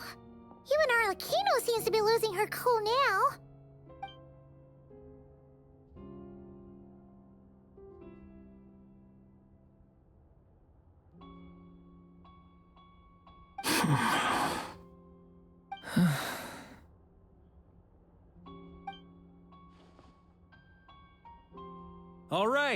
All right. Lose those dejected looks for a moment and let me get a word in. It looks bad, I won't lie. Very bad, in fact. So Dottore's pulled some real dirty tricks to gain the upper hand. For now. And yeah, it's to the point where even the mages say that his variables have affected destiny. I'm not so sure, though. Many have told me that Tevat's destiny is fixed, and that does appear to be the case. Well, what makes Dotori so sure he'll be the exception? And since he was able to stack these variables up, who's to say we can't do the same? You of all people should not be discouraged, traveler from afar. This isn't over yet.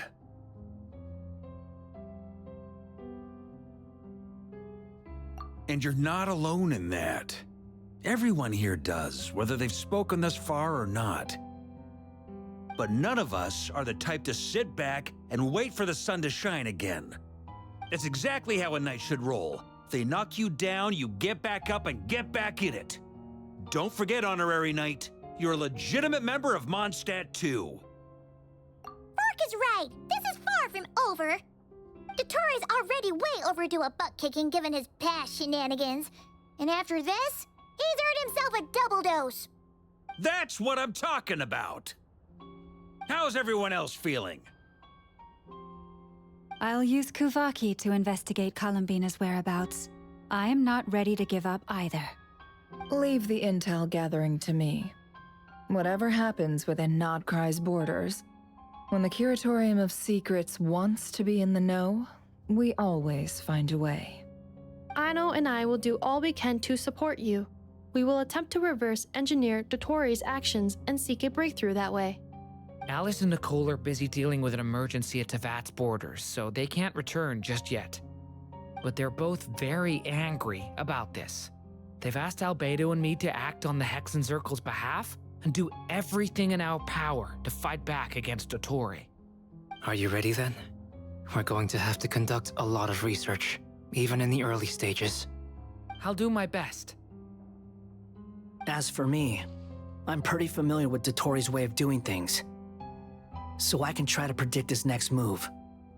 I'll help with your investigation. Nice! Looks like we have our basic division of labor. I'll get in touch with Flints and Itlua, get them to have a chat with their Starshiner. It couldn't hurt to bring the Lightkeepers on board as well. At the same time, I'll pass on instructions to the Knights present in Nodkrai to assist the Lightkeepers and other organizations in ensuring the safety of those living here. Yeah! We'll show him! That's it then. Good luck, everyone.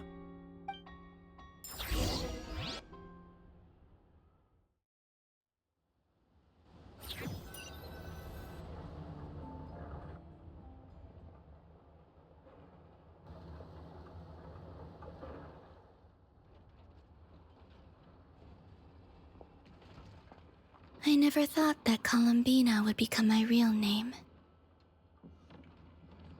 It went from being a Fatui code name to something my friends call me. And remember, come night or day, the moonlight shall always connect us.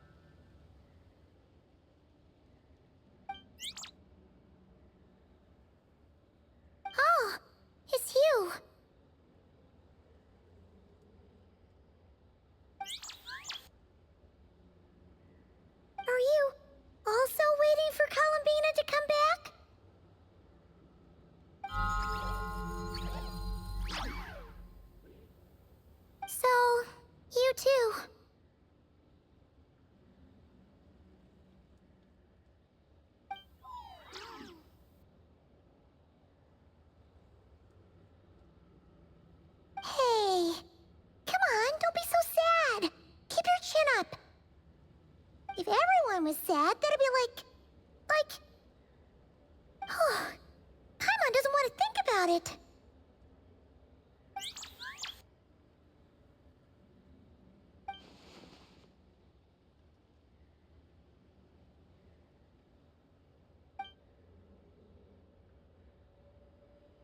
I haven't given up yet. Columbina, all of her friends, none of them would ever just give up like this. Give us a little more time. I can't promise anything, but I'll do everything I can.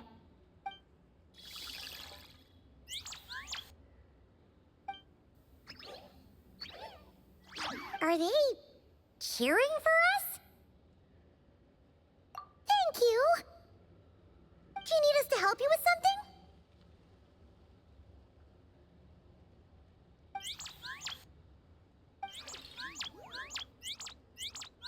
This Kuhenki.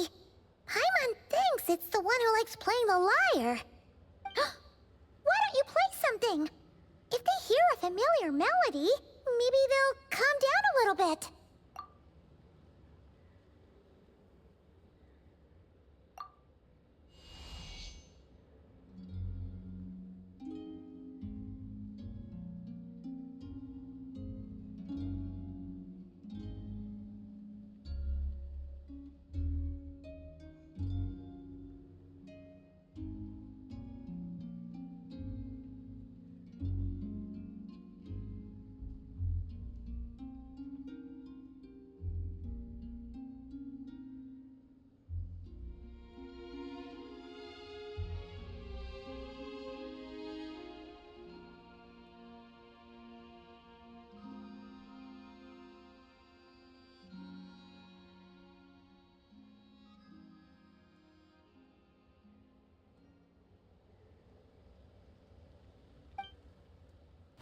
Oh, they're asleep.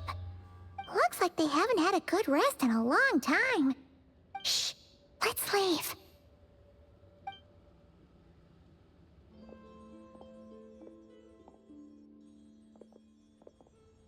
Sandrone! What are you doing here? What? Am I not allowed to take walks now? Thought as much. No such thing as a free miracle, you know. Hey, which way are you headed? Paimon means we don't see much of each other. Maybe we could join you for a bit. Let's not. I'm not in a good mood today and don't have anything nice to say. Besides, comfort is the last thing this place needs.